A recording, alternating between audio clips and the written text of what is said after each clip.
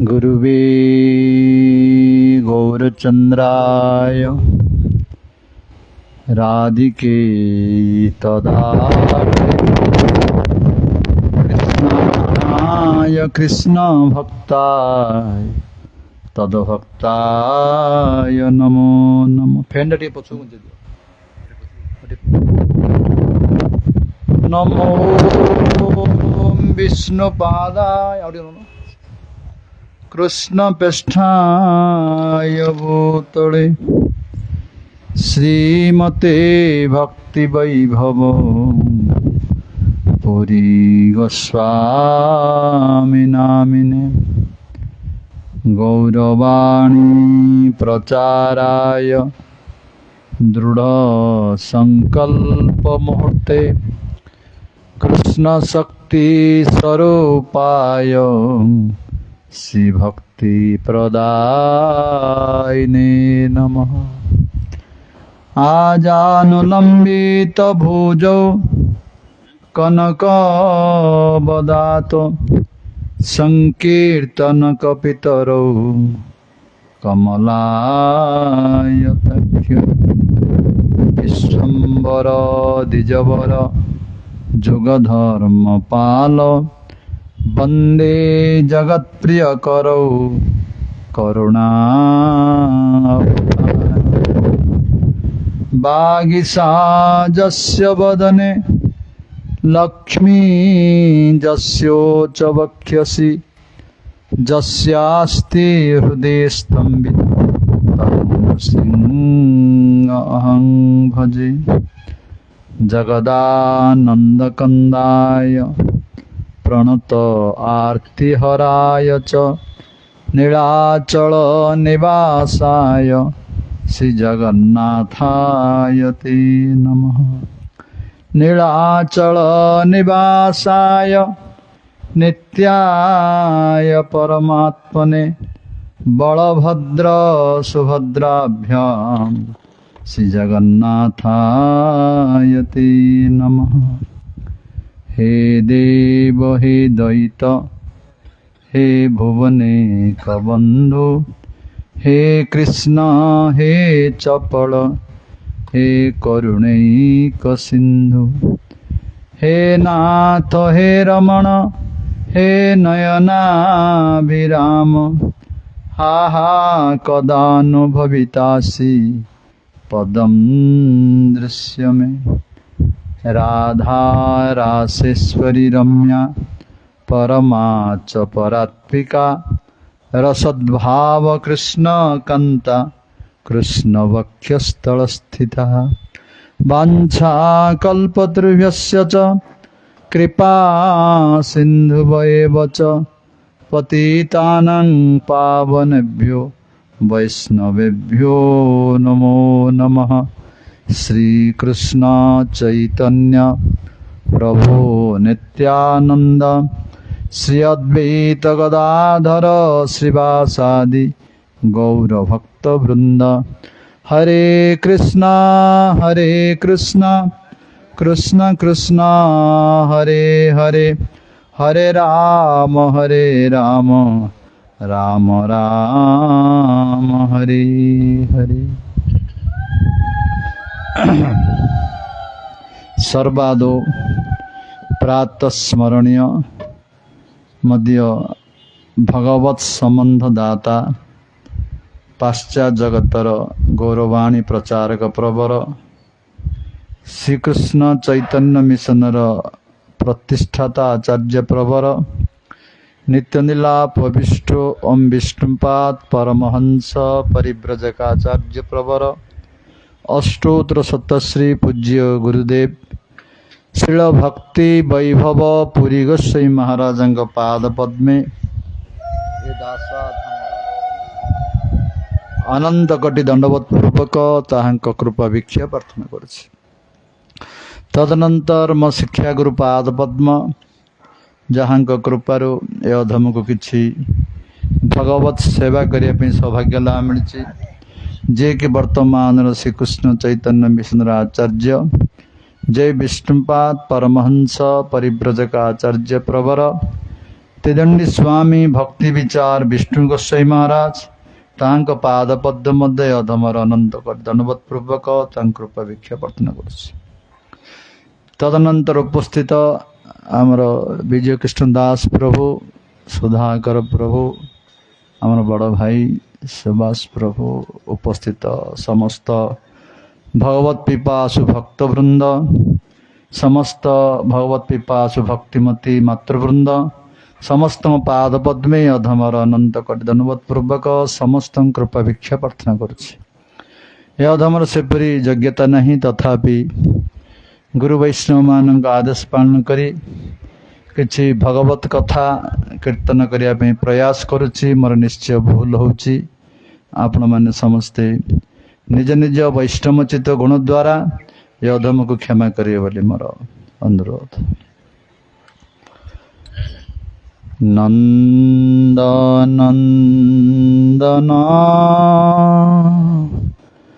जशोदा जीवन हे दामोदर हे श्रीमाधव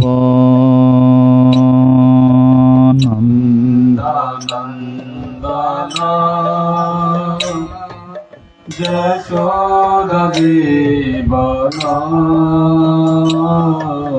श्री दामोदर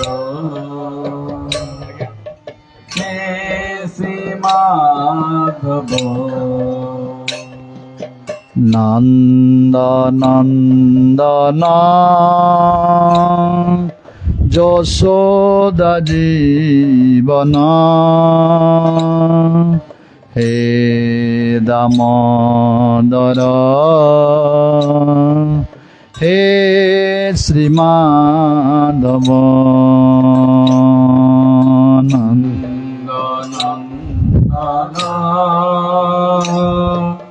जशोदा जीवन हे दामोदर हे श्रीमाधव नंदनंदन जशोदा जीवन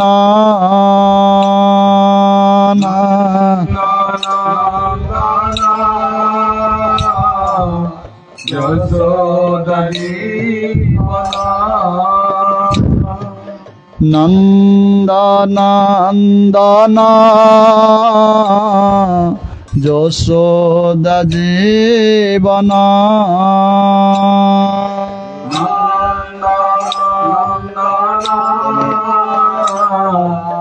जशोदा जीवन हे दामोदर हे श्रीमाधव हे दामोदर हे श्रीमाधव हे दामोदर हे श्रीमाधव हे दामोदर हे श्रीमाधव नंदनंदन जशोदा जीवन हे दामोदर हे श्रीमाधव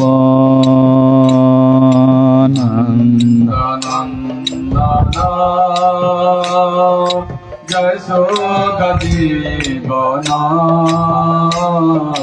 हे दामोदर हे श्रीमाधव नंदनंदन যশোদা জীবন हे दामोदर हे श्रीमाधव नंद जशोदीवना हे दामोदर हे माधव हरे कृष्णा हरे कृष्णा कृष्णा कृष्णा हरे हरे हरे राम हरे Ram Ram Ram Hare Hare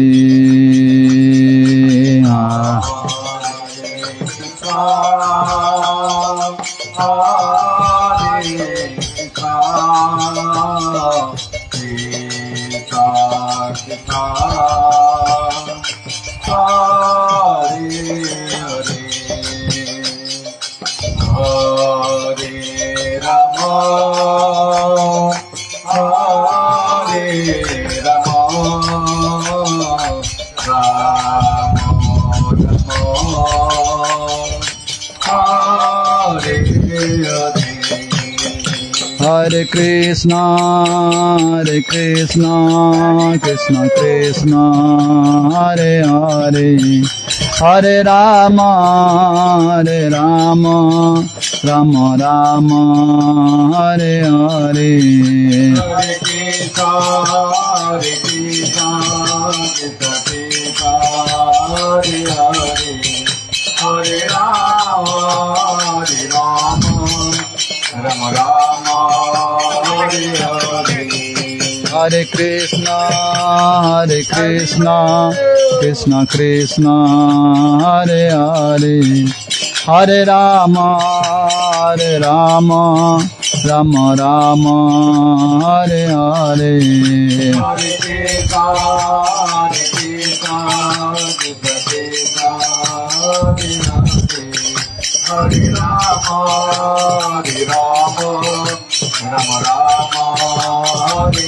Nitai Gaur Hari Bol, Hari Bol, Hari Bol, Hari Bol. Hare Bol, Hare Bol, Hare Bol, Hare Bol. Nitai Gaur Hari Bol, Hari Bol, Hari Bol, Hari Bol. Hare Bol, Hare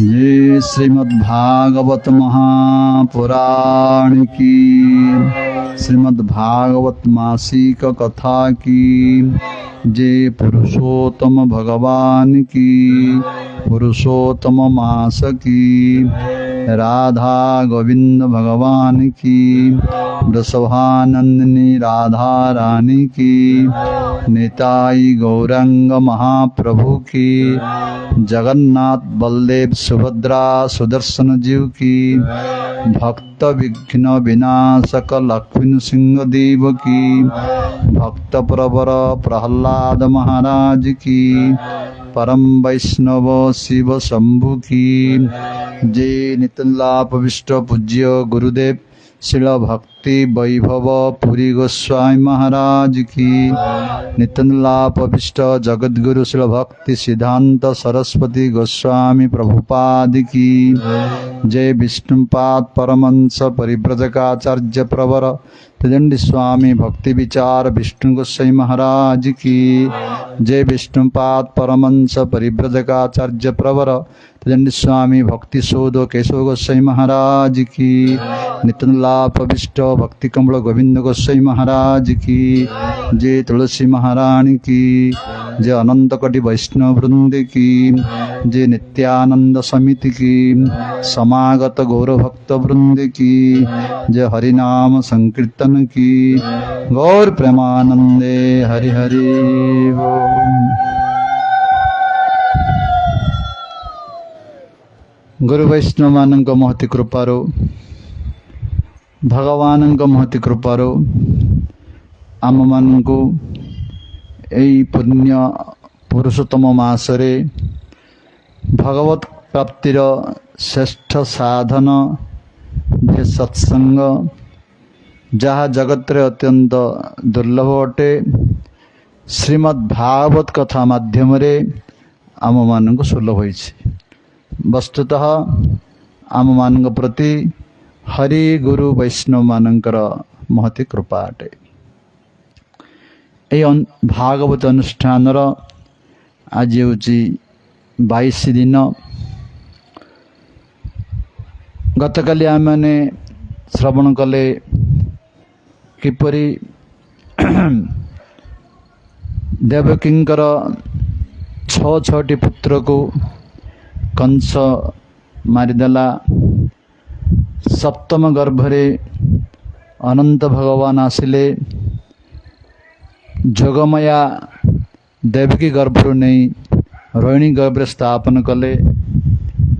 तापरे अष्टम गर्भरे भगवान श्रीकृष्ण चतुर्भुज धरी आविर्भूत हेले। भगवान का आदेश रे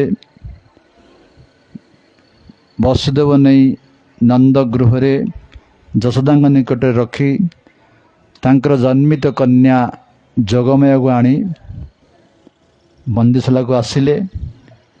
कंस जतबेले से जोगमया को मारिया को जाउछंती से अष्टभुजा रूप धारण करी आकाश रे दर्शन देले एवं तापर अंतर्ध्यान हो गले। ए सब कथा में गतकाली श्रवण करचे। वर्तमान सुखदेव गोस्वामी नंदोत्सव विषय वर्णना करछंती। कहले नंदस्तु आत्मज उत्पन्ने जात आह्लाद महामनः आह्य विप्रन् वेद ज्ञान स्नात शुचिर अलंकृतः। सुखदेव कहले हे परीक्षित नंदस्तु आत्मज नंद महाराजंकर तु माने निश्चित भाव रे आत्मज माने निज पुओ बोली कहले। गतकाली आम श्रवण कले कौन वसुदेव नहीं रखिले जशोदा पाखरे आ तांकर कन्या को धरी आसिले। एबे कहउचंती कौन वसुदेवंकर पुओ नहीं नंदस्तु आत्मज नंद महाराजंकर निज पुओ। कहबार तात्पर्य आचार्य माने टीकाकार माने वर्णना करिसेंती जे भगवान जेतेबेले आविर्भूत हेले भाद्र मास कृष्ण पक्ष अष्टमी तिथि राति 12टा समय रे 2 जगह आविर्भूत होइचंती। वसुदेव गृह रे चतुर्भुज रूप रे नंद गृह रे द्विभुज रूप रे आविर्भूत होइचंती। ताहले जतबेले वसुदेव कृष्ण 2टा कृष्ण हे गेले किमिति हला ना यार मध्य शास्त्रीय प्रमाण दे कहउचंती जे नंद सुते लीन राजन घने सौदामिनी जथा जेपरी आकाश रे बिजुली मिसी जाए सेपरी वसुदेव नंदन नंदनंदन भितर मिसी गले। यह को किए जानी पारले भगवान का माया द्वारा किए जानी पारले नाही। ए वसुदेव नंद तांग पुत्र को धरी गले तांक पुत्र नंद पुत्र देह भितर लीन हो गले। ए तत्व किए जानी पारले नहीं भगवान का माया द्वारा। वसुदेव भाविले मो पुओ को रखी आसली किंतु वास्तव में जशोदांकर 2टी गोटे कृष्ण जन्म होते आउ जोगमाया जन्म होते यही नंद पुत्र देहरे वसुदेव पुत्र लीन हो गले एवं तांकर कन्या को धरी से वसुदेव आसिले यह हूँ तार प्रमाण। नंद महाराजंकर प्रथमे संतान किछि नथिला आमर समस्ते आचार्य माने वर्णना करछंती वृद्ध अवस्था हलानी ताके संतान किछि नथिला। थरे नंद महाराज जमुना रे स्नान करी ब्राह्मण मान को प्रणाम कले ब्राह्मण मान आशीर्वाद देले नंद भावा पुत्रवान भव। नंद महाराज कहले हे ब्राह्मण देवता टिके भाभी चिंतिकी बर दिंतु आशीर्वाद करंतु मु तो बुढ़ा हो गले आमर कौन संतान हम आपण पुत्रवान भव बोले आशीर्वाद दौरान। ब्राह्मण मान कहले हे महाराज भाभी चिंती कहले हुए तो होता न होता कि स्वत आम मुखर बाहरी अर्थ निश्चय तुम पुत्र संतान हम। नंद बाबा गुरु को आसीगले ब्राह्मण माने तांकर गुरु सांडिल्य ऋषि जे नंद बाबा मध्य कुलगुरु सांडिल्य निकट गले ब्राह्मण माने कहले हे गुरुदेव आम मुखर बाहरी पड़ी पुत्रवान भव बोली। नंद महाराज कौन हम सांडिल्य ऋषि हूँ त्रिकालदर्शी से सब जानती ना तुम वाक्य निश्चय पूर्ण हम एत सन्देह ना कि नंद महाराज तो भक्त लोक एक मास पर्यंत आम कि सत्संग करवा हरिकीर्तन करवा गोपाल पूजा करवा जेपरी आम मास पंद्रह भागवत चलती सेपरी नंद महाराज नंद महाराज परम प्रसन्न हेले एक मास पर्यंत सत्संग हला महाप्रसाद सेवन हला गोपालंकर अर्चन हला। एक मास भितरे जेपरी वसुदेव विषय में आलोचना करथिले वसुदेव मन भितर भगवान कृष्ण प्रवेश करथिले सेपरी नंद महाराज मन भितर भगवान प्रवेश कले। नंद महाराज तेज को जशोदा मैया देखिले से तेज जाई जशोदा गर्भ भितर प्रवेश है। एपरी किछि दिन गला परे दिने जशोदा मैया स्वप्न देखिले आ नंद महाराज मध्य स्वप्न देखिले। नंद महाराज स्वप्न देखिले जे जशोदांकर कोଳରେ गोटे नीलमणि सुंदर छुआटी बसी स्तन्यपान करुछि। आ जशोदा स्वप्न देखिले जे गोटे सुंदर छुआटी नीलमणिटी नंद बाबांकर कोଳରେ बसी तांकर दाढ़ी को आउंसुछि। दुहे गोटे रातिर स्वप्न देखिले। सकाळु नंद महाराज जशोदा को कहले जशोदा आनंद को कहले हेरे दुहे एक स्वप्न देखिले गोटे रातिर चलो चलो गुरुंग निकट को जा चलो। नंद महाराज जशोदा गुरुदेव सांडिल्य ऋषि पाख गले समस्त कथा कहले। सांडिल्य ऋषि सब जानी से त्रिकालदर्शी कहले तुमर स्वप्न आज राति 12टा सुधा सफल हम। जितेबले एक कहले सांडिल्य सेतेबले कृष्ण जन्म हवा पूर्व ही राति 12टा को जन्म हेबे ता पूर्व ही नंद उत्सव में सब व्यवस्था करागलानी। एवं नंद महाराजंकर भौणी कौन तांका ना सुनंदा सुनंदा को नंद महाराज डाकी आनिले कहीं जशोदा कहले भौणी डाकी आण वर्तमान संतान जन्म हम से भौणी की डाकी आनिले। सुनंदा मध्य आसिले वर्तमान समस्ते अपेक्षा करछंती राति 12टा हेले संतान जन्म हम अपेक्षा करिछंती। एई समय रे राति 12टा समय रे वास्तव रे संतान जन्म हला पुओटी आ झीटी जन्म हला किंतु जोगमाया प्रभाव रे समस्ते सोई पड़थिले। वसुदेव आसी काम करदे वसुदेव आसिले पुओ को धरी आसिले पुओ आंको बहुत लीन हो गले आंकर कन्या को नहीं गले एसब कथा किए जानी नहांती। वसुदेव गला परे प्रथमे चेता हाले किए सुनंदा सुनंदा जशोदांकर ननंद बा नंद बाबांकर भौणी सुनंदा चेता हाले ଦେଖିଲେ ଯେ ଭାଉଜ ପାଖରେ ଗୋଟିଏ ସନ୍ତାନଟି ଶୋଇଛି। ହଁ, ତାହେଲେ ପୁଅ ନା ଝିଅ ଜାଣିବା ପାଇଁ ସେ ପାଖକୁ ଗଲେ, ଦେଖିଲେ ପୁଅଟିଏ ହେଇଛି।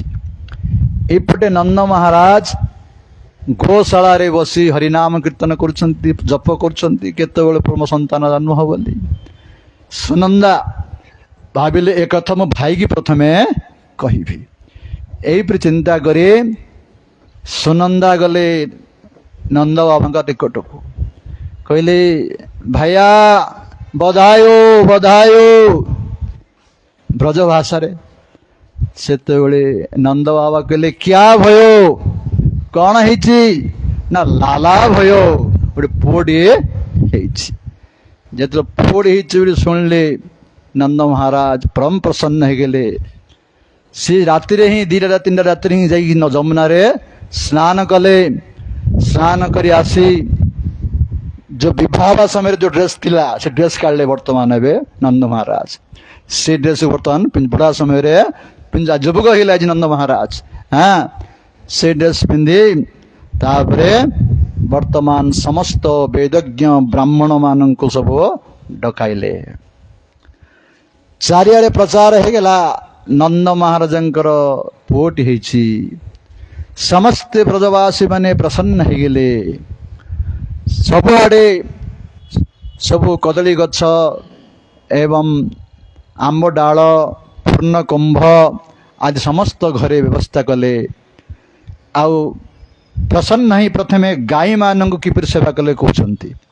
गोमाता तंकर नंद महाराजंकर 9 लाख गाई, आउ राधाराणी बापा वृषभन बाबांकर 12 लाख गाई। एई गाई मानकर किन सेवा कले ब्रजवासी माने कहउछंती। धेन गावो वृषा वत्सतरा हरिद्रा तैल रुषिता विचित्र धातु वैश्रक वस्त्र कांचन मालिन। गाई माननको तेल हळदी लगेई भल भाव गाधे देले। सब ब्रजवासी माने तेल हळदी पानी रे भल भाव गाधे देले। तांक शरीर सुंदर गेरु द्वारा चित्रलिपि देले। मस्तक रे मयूर पिछ लगेले। शरीर ऊपर सुंदर वस्त्र पकेले। आ गाय माननको सुंदर अलंकार मध्य पिन्हाइले। प्रसन्न होगी ब्रजवासी माने। आ सब ब्रजवासी माने मध्य सुंदर सुंदर धोती लालजी पिंधिले, पगुड़ी पिंधिले।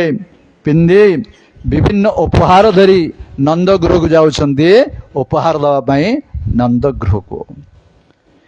एवं सबु माँ माने गोपी माने किपरि कहउछंती सुखदेव हे परीक्षित। गप्य सुमष्टमणि कुंडल निष्ककंठ्य चित्र अंबरा पतिशिका चितो माल्य वर्षा। गोपी माने मध्य सुंदर रंगीन वस्त्र परिधान कले। सुंदर पाट वस्त्र रंगीन वस्त्र परिधान कले। एवं कानरे सुंदर मणिमय कुंडल परिधान कले। सुंदर हार परिधान कले। एवं सुंदर फूल गुड़िक केशरे लगेले। लगेई समस्त गोपी मान मध्य सुंदर उपहार धरी जाउछंती ब्रजपुर नंद गृह को। जेतेबेले नंद गृह रे पहुंचले, सेठी सबु देवता माने महादेव ब्रह्मा समस्त आछंती दर्शन करे। के को स्वरूप रे आछंती। सेई उत्सव रे नंद महाराज 20 लाख गाई दान कले। एबे आमे सुनुथिले नंद महाराज केते गाई 9 लाख, किंतु 20 लाख गाई किपरि दान कले। अरे जोड़ी भगवान जन्म इच्छन्ति कर्तुम अकर्तुम अन्यथा कर्तुम जो समर्थ स ईश्वर। जे करिबाडो न करि परिबे न करिबाडो करि परिबे। 9 लाख रे 90 लाख मध्य हेइ जीव तांक पार किछि बड़ कथा नाही। एते गाई दान कले नंद महाराज जे महादेव जाइछन्ति। महादेवଙ୍କ ବାହନ कौन? वृषभ।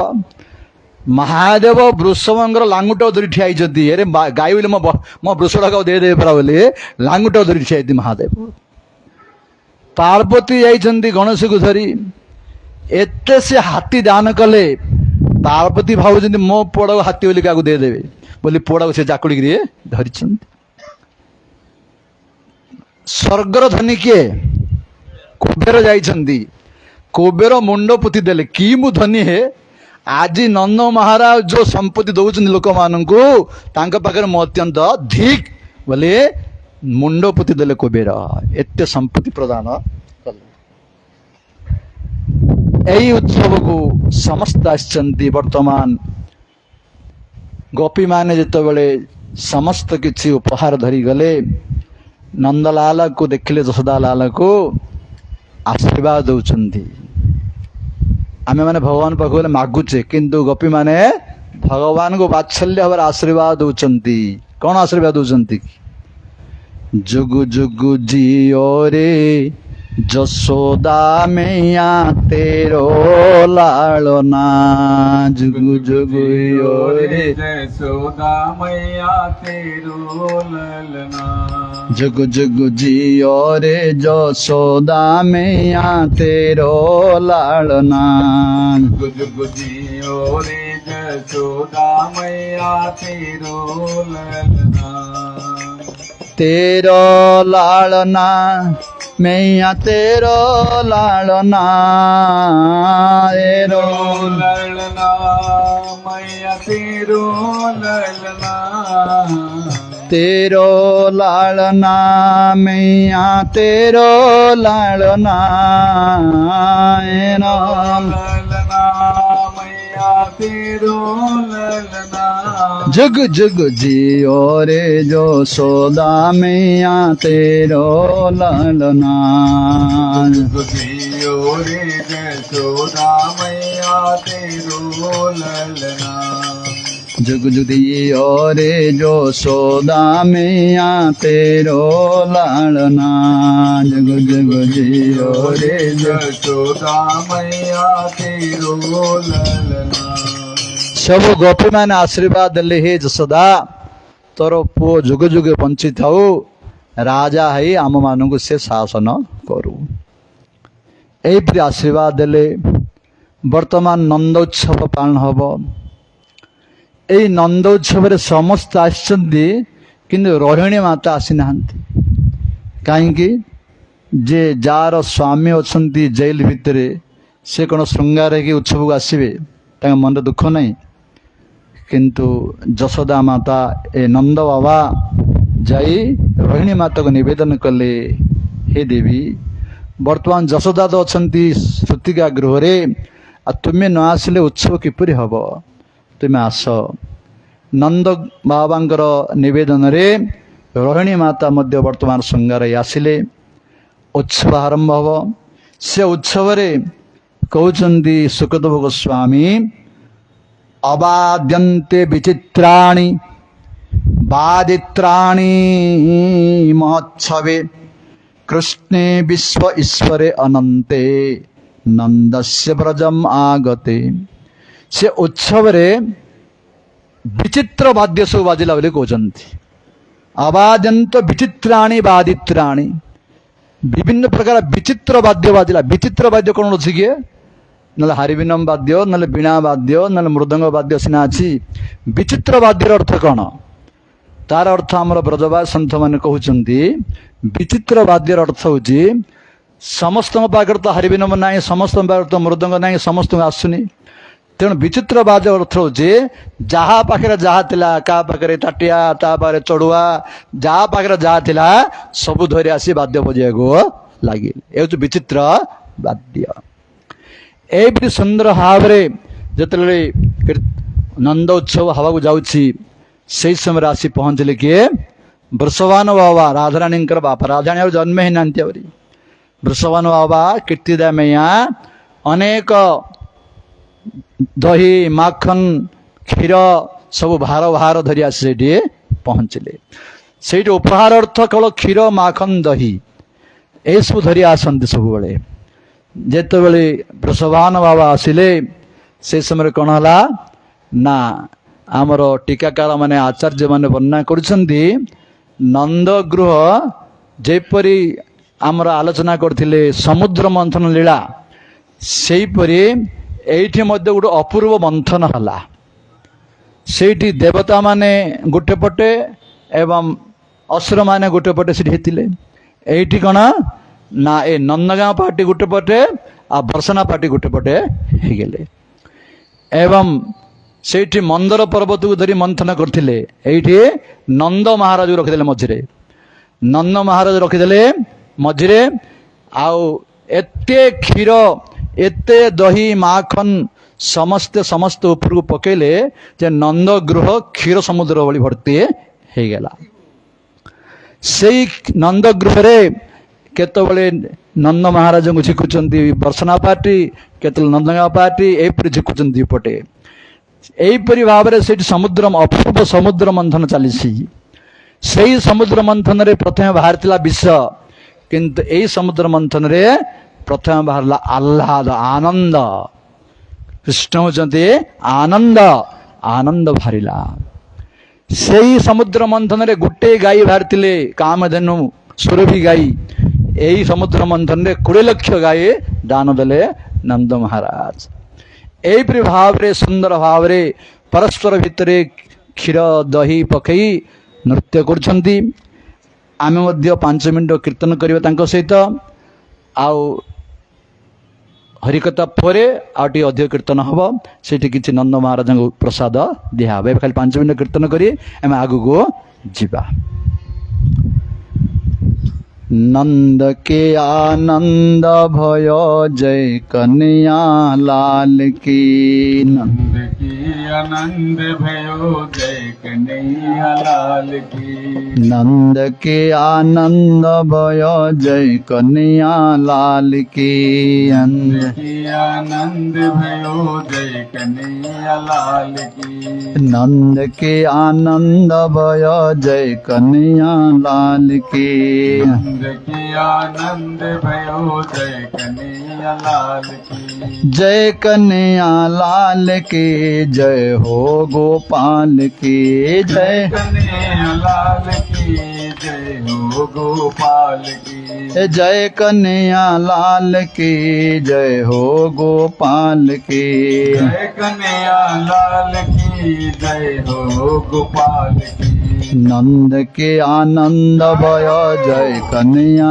लाल की नंद की आनंद भयो जय कन्हैया लाल की नंद के आनंद भयो जय कन्हैया लाल की नंद की आनंद भयो जय कन्हैया लाल की हाथी दिने घोड़ा दिने और दिने पालकी हाथी दिने घोड़ा दिने और दिने पालकी हाथी दिने घोड़ा दिने और दिने पालकी हाथी दिने घोड़ा दिने और दिने पालकी नंद के आनंद भयो जय कन्हैया लाल की नंद की आनंद भयो जय कन्हैया लाल की नंद के आनंद भयो जय कन्हैया लाल की नंद की आनंद भयो जय कन्हैया लाल की नंद के आनंद भयो नंद गृह रे के जन्म ले आनंद जन्म ले भगवान कृष्ण होचंती आनंद नंद के आनंद भयो जय कन्हैया लाल की हाथी देने घोड़ा दिने और दिन पालकी नंद महाराज अनेको हाथी देले घोड़ा देले पालकी देले काक समस्त विभिन्न प्रकार दान देले का कुकुड़ा देले कहउचंती कौन को दिए हाथी घोड़ा कौन को दिए पालकी कौन को दिए हाथी घोड़ा कौन को दिए पालकी हे कौन को दिए हाथी घोड़ा कौन को दिए पालकी कौन को दिए हाथी घोड़ा कौन को दिए पालकी हे छोरन को हाथी घोड़ा बूढ़न को पालकी छोरन को हाथी घोड़ा हाथी घोड़ा कागु देले पालकी कागु देले जदि बुढ़ा मान को हाथी घोड़ा देले बसी पारे कि तेणु बुढ़ा मान को पालकी देले आ युवक मान को हाथी घोड़ा देले नंद के आनंद भय जय कन्हैया लाल की नंद की की आनंद भयो जय कन्हैया लाल की हे नंद के आनंद जय जय कन्हैया लाल की नंद की आनंद भयो जय कन्हैया लाल की हे जय कन्हैया लाल की जय हो गोपाल की जय कन्हैया लाल की जय हो गोपाल की हे जय कन्हैया लाल की जय हो गोपाल की जय कन्हैया लाल की जय हो गोपाल की ଏହିପରି ଭାବରେ ସୁନ୍ଦର ନନ୍ଦୋତ୍ସବ ହେଲା। ନନ୍ଦୋତ୍ସବ ଶେଷରେ ଗୋଟେ ଶ୍ଲୋକ କହିଲେ ସୁଖଦେବ ଗୋସ୍ୱାମୀ। କଣ କହିଲେ? ତତ୍ ଆରଭ୍ୟୋ ନନ୍ଦସ୍ୟ ବ୍ରଜ ସର୍ବୋ ସମୃଦ୍ଧିମାନ ହରେର୍ନିବାସ ଆତ୍ମଗୁଣୀ ରମା ଆକିଡ଼ନ୍ ଅଦ୍ଭୁତ ନୃପ।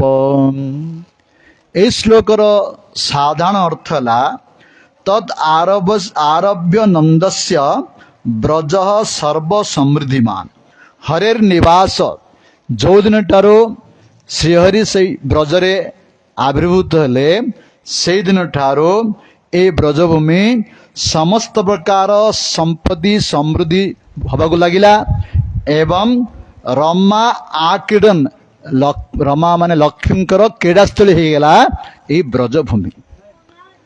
ଆର ସାଧାରଣ ଅର୍ଥ ହଉଛି ଏହା। ଏହାକୁ ଆହୁରି ଗୁଡ଼ ଅର୍ଥ କାଢିଛନ୍ତି ଆମର ବ୍ରଜବାସ ସନ୍ଥମାନେ। ଏଇ ଶ୍ଲୋକ ଦ୍ୱାରା ସୁଖଦେବ ଗୋସ୍ୱାମୀ କହୁଛନ୍ତି ରାଧାରାଣୀଙ୍କର ଜନ୍ମ ବିଷୟରେ କହୁଛନ୍ତି ବୋଲି ସେ କହୁଛନ୍ତି। କାହିଁକି ସୁଖଦେବ ଗୋସ୍ୱାମୀ ପ୍ରତ୍ୟକ୍ଷ ଭାବରେ ରାଧାରାଣୀଙ୍କ ନାମ ଧରିବେ ନାହିଁ। ପ୍ରତ୍ୟକ୍ଷ ଭାବରେ ରାଧା ନାମ କହିଲା ମାତ୍ରେ ସୁଖଦେବ ଗୋସ୍ୱାମୀ 6 ମାସ ପର୍ଯ୍ୟନ୍ତ ମୂର୍ଚ୍ଛିତ ହେଇଯିବେ।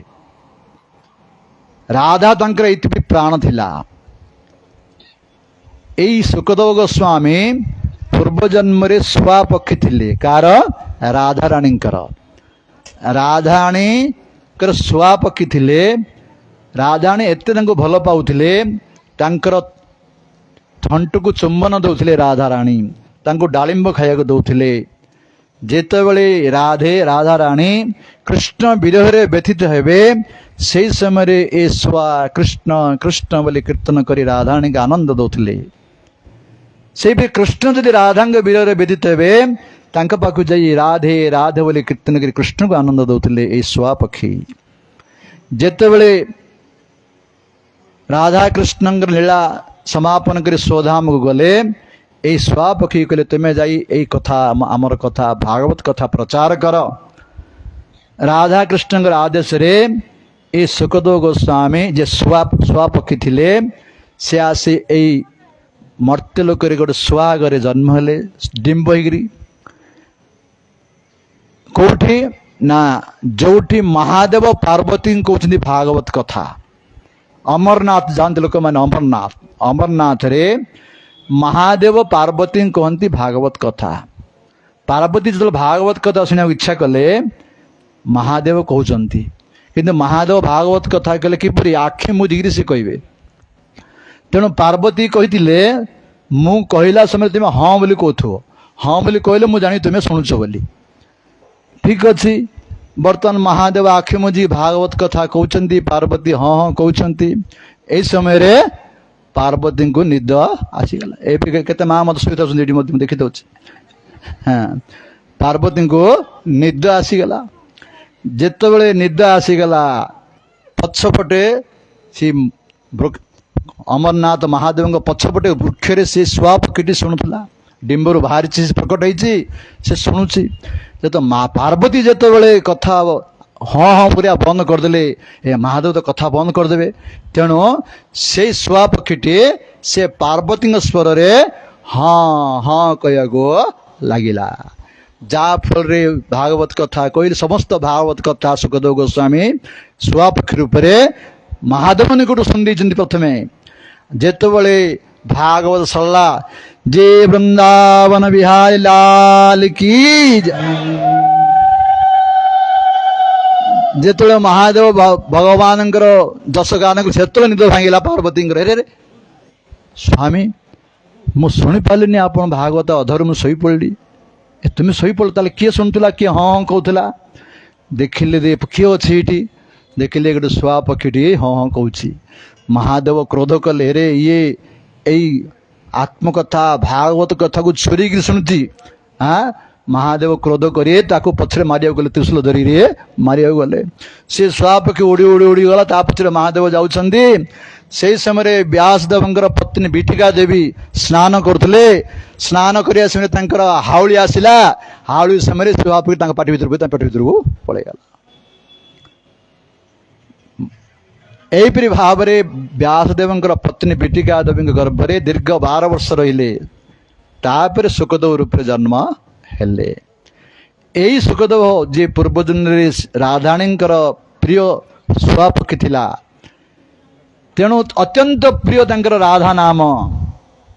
ଯେପରି ଆମର ଯଦି କୌଣସି ଅତ୍ୟନ୍ତ ଭଲ ପାଉଥିବା ଗୋଟେ ପୁଅ ହଉ, ନହେଲେ ଝିଅ ହଉ, ନହେଲେ ପତି ହଉ, ପତ୍ନୀ ହଉ, ଯଦି ସେ ମୃତ୍ୟୁବରଣ କରିଥିବ, ତାର କଥା ପଡ଼ିଲା ମାତ୍ର କ'ଣ ହବ? ଆମର ହୃଦୟ ଭିତରେ ଦୁଃଖ ଆସିବ, ବିରହ ଆସିବ, କଣ୍ଠ ଗଡ଼ଗଡ଼ ହେଇଯିବ। ସେଇପରି ସୁଖଦେବଙ୍କର ପ୍ରାଣ ହଉଛନ୍ତି ରାଧା। ରାଧା ନାମ କହିଲା ମାତ୍ରେ ତାଙ୍କର ମୂର୍ଚ୍ଛିତ ହେଇଯିବେ। ସିଏ 6 ମାସ ମଧ୍ୟ ମୂର୍ଚ୍ଛିତ ହେଇଯିବେ। ଆଉ ପରୀକ୍ଷିତ ମହାରାଜ ଆୟୁଷ ସବୁ 7 ଦିନ। ଯଦି ମୂର୍ଚ୍ଛିତ ହେବେ, ଭାଗବତ କଥା କିପରି କହିବେ? ପରୀକ୍ଷିତ କିପରି ଉଦ୍ଧାର ହେବେ? ତେଣୁ ଶ୍ରୀ ସୁଖଦେବ ଗୋସ୍ୱାମୀ ପ୍ରତ୍ୟକ୍ଷ ଭାବରେ ରାଧାଙ୍କ ନାମ ନେଇନାହାନ୍ତି, ପରୋକ୍ଷ ଭାବରେ ହିଁ କହିଛନ୍ତି। ତେଣୁ ଏ ଶ୍ଲୋକରେ ଯୋଉ କୁହାଯାଇଛି ରମା ଆକେଡନ, ଲକ୍ଷ୍ମୀଙ୍କର ଲୀଳାସ୍ଥଳୀ ହେଇଗଲା କୁହାଯାଇଛି। ଏ ରମାର ଅର୍ଥ କହିଛନ୍ତି ବ୍ରଜବାସୀ ମାନେ ରାଧା ରାଣୀ। କାହିଁକି ରମା ଏପରି ଗୋଟେ ଶବ୍ଦ ପ୍ରକରଣ ଅନୁଯାୟୀ ତାର ଅର୍ଥ ଅଲଗା ହବ। ଯେପରି କର, କରର 2ଟି ଅର୍ଥ ଅଛି। କର ମାନେ କ'ଣ? ହାତ। ଆଉ ଗୋଟେ କର ଅର୍ଥ ସୂର୍ଯ୍ୟ। କରଙ୍କର ଅର୍ଥ ସୂର୍ଯ୍ୟ ହବ। ଯେପରି ସନ୍ଧୈବ, ସୈନ୍ଧବ, ସୈନ୍ଧବର ଅର୍ଥ ଲୁଣ। ଆଉ ଗୋଟେ ସୈନ୍ଧବର ଅର୍ଥ ଅଶ୍ବ, ଘୋଡ଼ାକୁ ମଧ୍ୟ କୁହାଯାଏ ସୈନ୍ଧବ। ଯଦି ଖାଇଲା ବେଳକୁ କହିବା ସୈନ୍ଧବ ଟିକେ ଆଣ, ବୋଲେ ଘୋଡ଼ା ଟିକେ ଆଣିଲେ ଠିକ ହବ କି? ଲୁଣ ଟିକେ ଆଣିବ। ଖାଇବା ପ୍ରକରଣରେ ସୈନ୍ଧବର ଅର୍ଥ ହେଲା ଲୁଣ। ଆଉ କୌଣସି ଯିବା ସମୟରେ ଯଦି ସୈନ୍ଧବ ଆଣ ବୋଲେ ତାର ଅର୍ଥ କ'ଣ? ଘୋଡ଼ା ନେବାକୁ ପଡ଼ିବ। ଯିବା ସମୟରେ ତାର ଅର୍ଥ ହବ ଘୋଡ଼ା, ଖାଇବା ସମୟରେ ତାର ଅର୍ଥ ହବ ଲୁଣ। ସେଇପରି ରମା ଏପରି ଗୋଟେ ଶବ୍ଦ। ଯେତେବେଳେ ରମା ଶବ୍ଦ, ଯେ ରମାପତି ନାରାୟଣ ଭଗବାନ କି ଜୟ, ନାରାୟଣ ଭଗବାନ ରମା ଶବ୍ଦ ଲାଗିବ, କ'ଣ ହବ? ତା ଅର୍ଥ ଲକ୍ଷ୍ମୀ ହବ ସେଠି। ଯେ ରମାପତି ରାମଚନ୍ଦ୍ର ଭଗବାନ କି, ସେଇଠି କ'ଣ ଅର୍ଥ ହବ? ସୀତା ହବ। ଏଇଠି ଶ୍ରୀକୃଷ୍ଣଙ୍କର ପ୍ରକରଣ ଚାଲିଥିବା ଯୋଗୁଁ ରମାଙ୍କର ଅର୍ଥ ରାଧାରାଣୀ ହବ।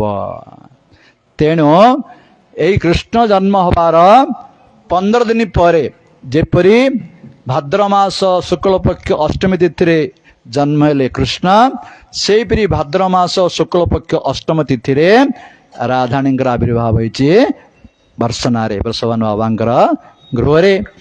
ଏବଂ ଯେପରି କୃଷ୍ଣ ଜନ୍ମକୁ ସମସ୍ତେ ଆସିଥିଲେ ବୃଷଭାନ ବାବା, କୀର୍ତ୍ତିଦା ମୟା, ସେହିପରି ରାଧାରାଣୀ ଜନ୍ମ ହେଲେ ମଧ୍ୟ ନନ୍ଦ ମହାରାଜ, ଯଶୋଦା ମୟା ଆଉ ତାଙ୍କର ଲାଲାକୁ ମଧ୍ୟ 15 ଦିନ ହେଇଛି, ତାଙ୍କୁ ଧରିକି ମଧ୍ୟ ଯାଇଥିଲେ। ଆଉ ଯେତେବେଳେ ରାଧାରାଣୀ ଜନ୍ମ ହେଲେ ନା, ଆଉ ସେ ଆଖି ଖୋଲିଲେ ନାହିଁ। ମୋ ପ୍ରଭୁଙ୍କୁ ଦର୍ଶନ ନ କଲେ ମୁଁ ଆଖି ଖୋଲିବି ନାହିଁ।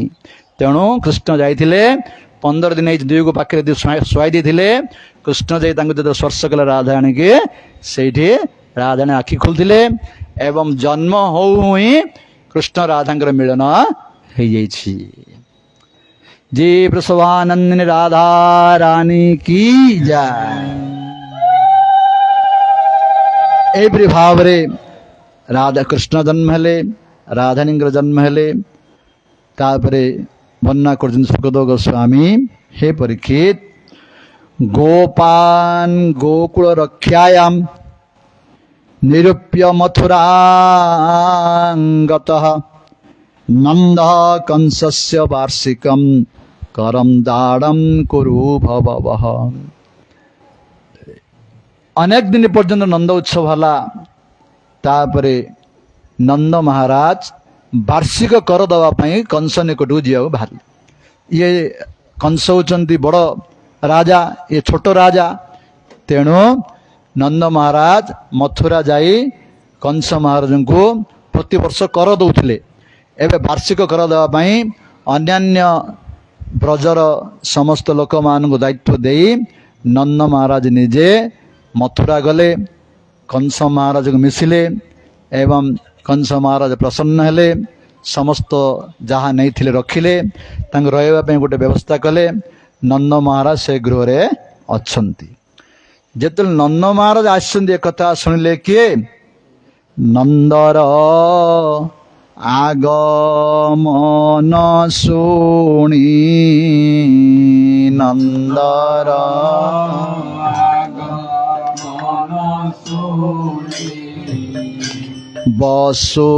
বসুদেবতা মনে গুণী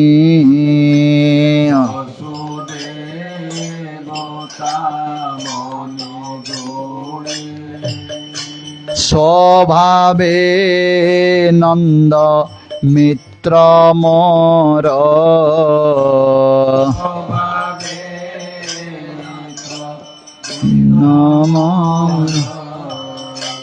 তা ঘরে বেনিম কুমার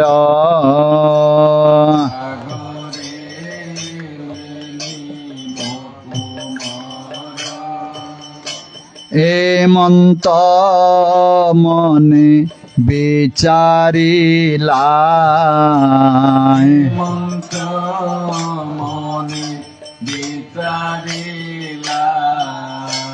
নন্দর নিকটে মিলিলা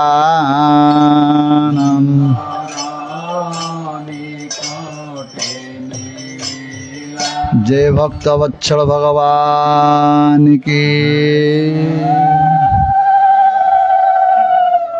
वसुदेव चिंता कले नंद महाराज आसचंती, से तो मोर मित्र। वसुदेव नंद गोटे क्लास रे पाठ पढ़ुले, क्लासमेट, अत्यंत घनिष्ठ संपर्क। तेणु तांकर पुत्र तांकर अछंती।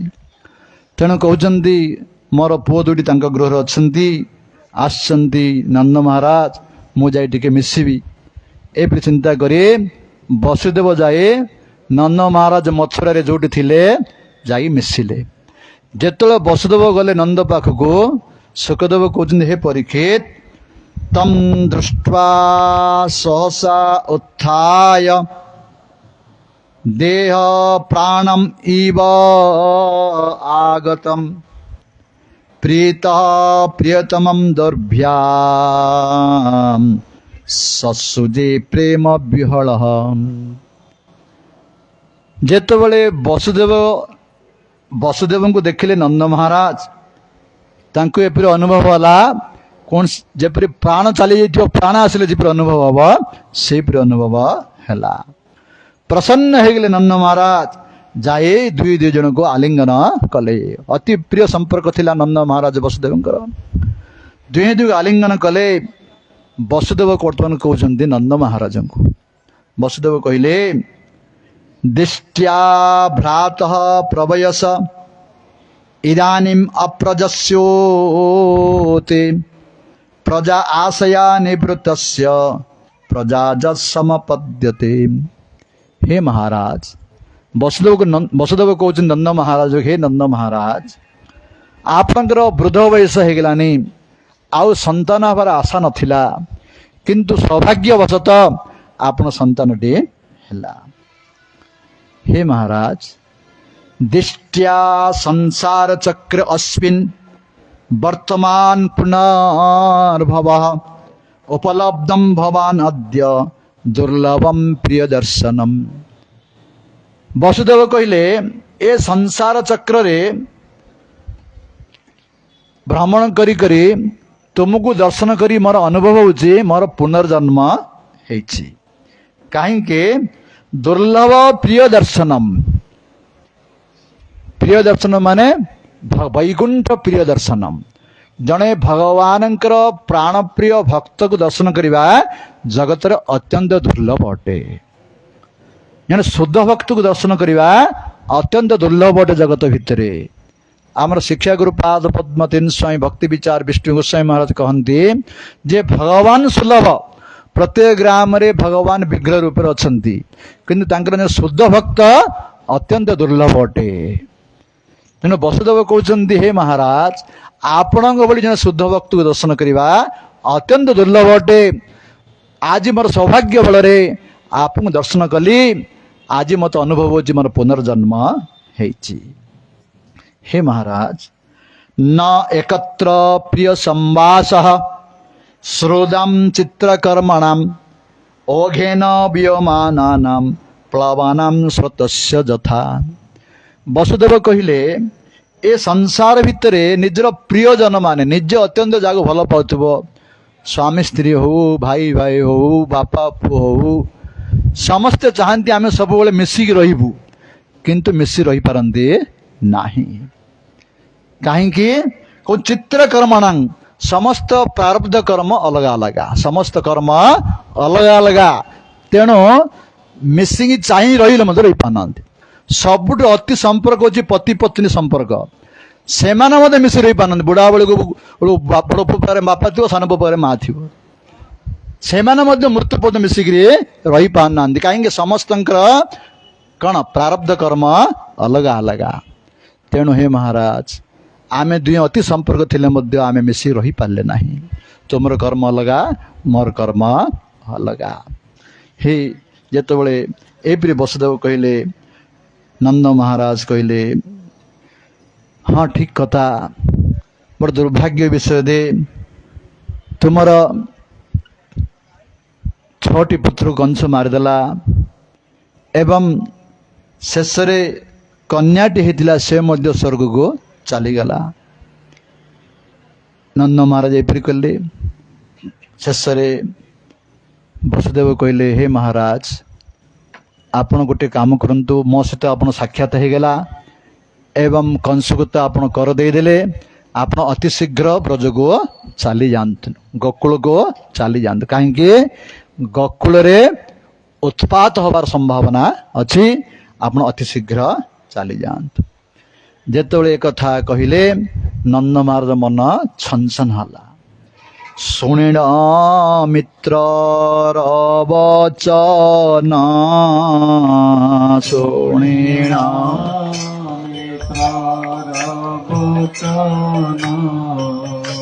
नंदर मन छन छन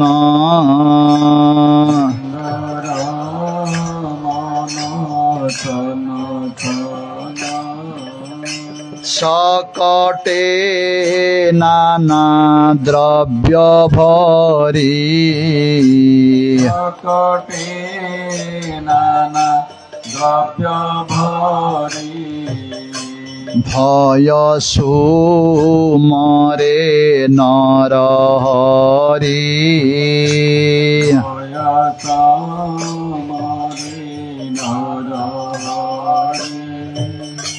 बजाए शंख भेरी तुर बजाए शंख भेरी तुर नगरो हईला बाहार